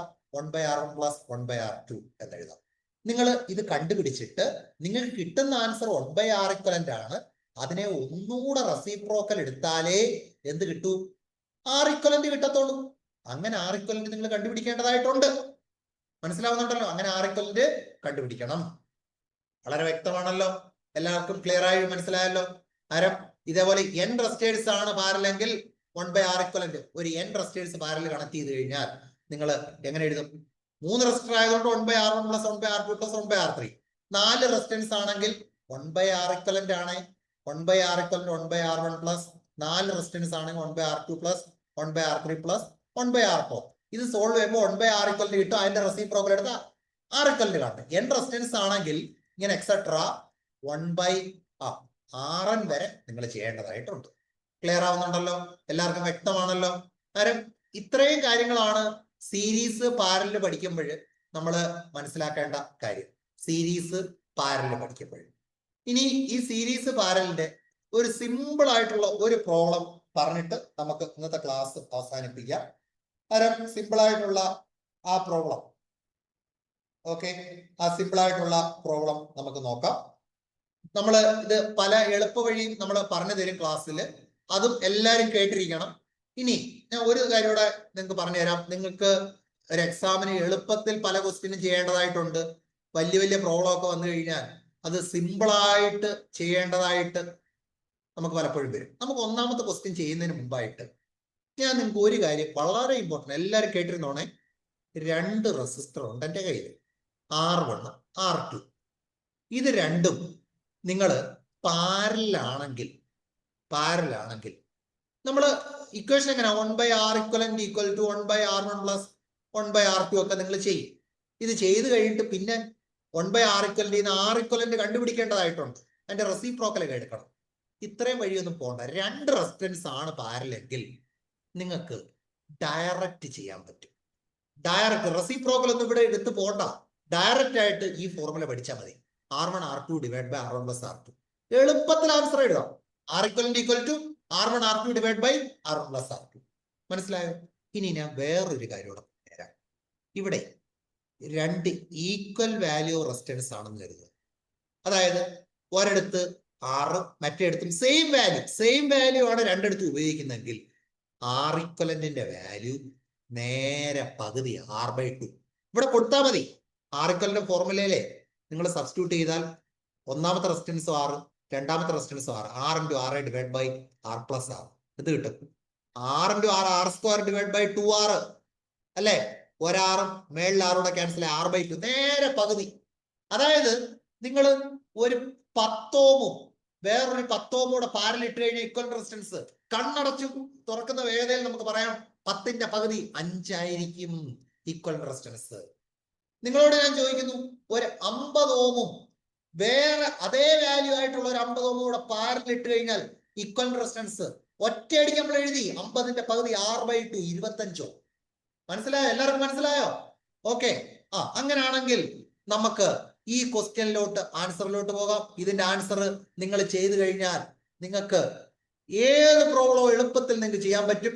നിങ്ങൾക്ക് അത്രയും കോൺഫിഡൻസ് കിട്ടും. നമുക്ക് നോക്കാം. ഈ പ്രോബ്ലം എല്ലാവരും ഒന്ന് വായിച്ചു നോക്കി. എളുപ്പത്തിൽ പറഞ്ഞ ആൻസർ. 2 identical resistance. ഐഡന്റിക്കൽ എന്ന് പറഞ്ഞാൽ ഒരേപോലുള്ള റെസിസ്റ്റേഴ്സ്. 10 ഓമും 10 ഓമും കൂടെ എന്ത് ചെയ്തേക്കുവാ? 10 ഓമും 10 ഓമും കൂടെ എന്ത് ചെയ്തേക്കുവാ? പാരലൽ ചെയ്തേക്കുവാണ്. ഇനി എന്ത് ചെയ്യുക? ആ കോമ്പിനേഷൻ കണക്ട് ചെയ്ത് മൂന്നാമത്തെ റെസിസ്റ്റൻസ് 10 ഓമുമായിട്ട് സീരീസ് കണക്ട് ചെയ്തിരിക്കുകയാണ്. അങ്ങനെയാണെങ്കിൽ മൊത്തം എത്ര റെസിസ്റ്റൻസ് വാല്യൂ വരും? ഇതാണ് ക്വസ്റ്റ്യൻ. ഞാൻ നിങ്ങൾക്ക് സിമ്പിൾ ആയിട്ടൊന്ന് വരച്ചു കാണിക്കാം. 2 ഐഡന്റിക്കൽ റെസിസ്റ്റേഴ്സ് 10 ഓമും 10 ഓമും പാരലൽ. കണ്ടോ? ഇത് രണ്ട് ഈക്വൽ ആണ്. ഈക്വൽ ആകുമ്പോൾ ഷോർട്ട് കട്ട് ടെക്നിക്ക് ഞാൻ പറഞ്ഞു തന്നു അല്ലെ? 2 ഐഡന്റിക്കൽ റെസിസ്റ്റേഴ്സ് 10 ഓമും 10 ഓമും പാരലൽ കണക്ട് ചെയ്തേക്കുക ഒരു സർക്യൂട്ടില്. ഓക്കെ, ഈ കോമ്പിനേഷനെ മൂന്നാമതൊരാൾ വരുന്നു, അയാളെ സീരീസ് ആയിട്ടാണ് കണക്ട് ചെയ്തേക്കുന്നത് ഒരു 10 ഓമുമായിട്ട്. ഇവർ രണ്ടും പാരല. കണ്ടോ? കറണ്ട് വന്ന് ഇതിൽ കൂടെ ഇതിവിടെ സ്പ്ലിറ്റ് ചെയ്ത് പോയി. കണ്ടോ? I1 I2 അല്ലയോ? ഇത് ഇവിടെ വന്ന് കമ്പൈൻ ചെയ്തു. ആ കറണ്ട്, അതേ സെയിം കറണ്ട് മൂന്നാമത് റെസിസ്റ്റൻസിൽ കൂടെ സീരീസ് ആയിട്ട് കണക്ട് ചെയ്തേക്കുന്നത് സെയിം കറണ്ടാണ്. ഈ കറണ്ട് തന്നെ ഇതിൽ കൂടെ പാസ് ചെയ്തു 10 ഓം. അങ്ങനെയാണെങ്കിൽ മൊത്തത്തിൽ എത്ര റെസിസ്റ്റൻസ്? വളരെ എളുപ്പത്തിൽ ഞാൻ എഴുതാൻ പോവുകയാണ്. 10 10 പാരലൽ ഇക്വലന്റ് എത്ര? 10ന്റെ പകുതി 5 അല്ലെ? ഈ 5 ഓമിനെ അല്ലെ, ഇത് രണ്ടും കൂടെ സോൾവ് ചെയ്യുമ്പോൾ 5 കിട്ടി. ഇതിനെ നമ്മൾ മൂന്നാമത്തെ റെസിസ്റ്റൻസ് 10 ഓമുമായിട്ട് സീരീസ് കണക്ട് ചെയ്തു. സീരീസ് ആകുമ്പോൾ എന്ത് ചെയ്താൽ മതി? ചുമ്മാ കൂട്ടിയാൽ മതി. അല്ലെ, 2 റെസിസ്റ്റൻസ് 5 ഓമും 10 ഓമും സീരീസ്. 5ഉം 10ഉം കൂടെ കൂട്ടിയാൽ 15. 5ഉം 10ഉം കൂടെ കൂട്ടിയാൽ 15. അതിന് ഒരു സ്റ്റെപ്പ് നമ്മൾ ചെയ്തു നോക്കാതെ ആൻസറിലേക്ക് എത്താൻ കഴിയും. ഓക്കെ, ഇത് മനസ്സിലായോ? ഇത് മനസ്സിലായെങ്കിൽ നിങ്ങൾ ചാറ്റിൽ വന്ന് മനസ്സിലായോ ഇല്ലയോ എന്ന് പറഞ്ഞേ. ആരെങ്കിലും ഒന്ന് പറഞ്ഞേ. മനസ്സിലായിട്ടുണ്ടെങ്കിൽ ഒന്ന് പറഞ്ഞേ. ഓക്കെ, മനസ്സിലായി. Okay okay okay.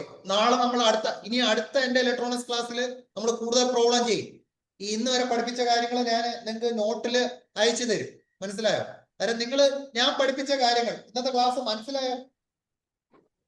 സംഭവം മനസ്സിലായോ? ഇന്നത്തെ ക്ലാസ് മനസ്സിലായോ? നിങ്ങൾക്ക് മനസ്സിലായെങ്കിൽ മനസ്സിലായെന്നൊന്ന് പറയാമോ? ഇല്ലെങ്കിൽ ഡൗട്ട് ഉണ്ടെങ്കിൽ.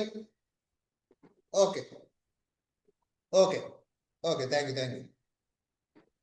ഓക്കെ, അതായത് നമ്മൾ അടുത്ത ക്ലാസ്സിൽ പുതിയ കാര്യങ്ങൾ പഠിക്കും. നിങ്ങൾക്ക് ഞാൻ 100% ഉറപ്പ് തരുന്നു. ഈ ക്ലാസ് നമ്മൾ തരുന്ന നോട്ട് കേട്ട് പഠിച്ച് നമ്മുടെ ക്ലാസ്സിൽ വന്നു കഴിഞ്ഞാൽ ഇലക്ട്രോണിക്സ് ഫുൾ മാർക്ക് ഞാൻ നിങ്ങൾക്ക് ഉറപ്പ് തരുന്നു. നിങ്ങൾ ക്ലാസ് കേട്ടിരുന്നാൽ മതി. ഓക്കെ, കാരണം നിങ്ങൾ എല്ലാവരും നല്ലപോലെ പഠിക്കുക. എന്ത് ഡൗട്ട് ഉണ്ടെങ്കിലും നമുക്ക് ഗ്രൂപ്പിൽ ചോദിക്കാം. ഏത് പ്രോബ്ലം ആണെങ്കിലും നിങ്ങൾ കൊണ്ടുപോകാം, നമുക്ക് സോൾവ് ചെയ്യാം. എത്ര വലിയ ക്വസ്റ്റ്യൻ ആയാലും നമുക്ക് സോൾവ് ചെയ്യാം. ഒന്നും പേടിക്കണ്ട. ലെറ്റ് എക്സാം വളരെ സിമ്പിൾ ആയിട്ട് നിങ്ങൾക്ക് ക്ലിയർ ചെയ്യാൻ പറ്റും. ഓക്കെ, നല്ല കോളേജിൽ നമുക്ക് ബിടെക് നേടിയെടുക്കാൻ കഴിയും. ഓക്കെ, ആരെ ഇന്നത്തെ ക്ലാസ് ഇവിടെ അവസാനിപ്പിക്കുകയാണ്.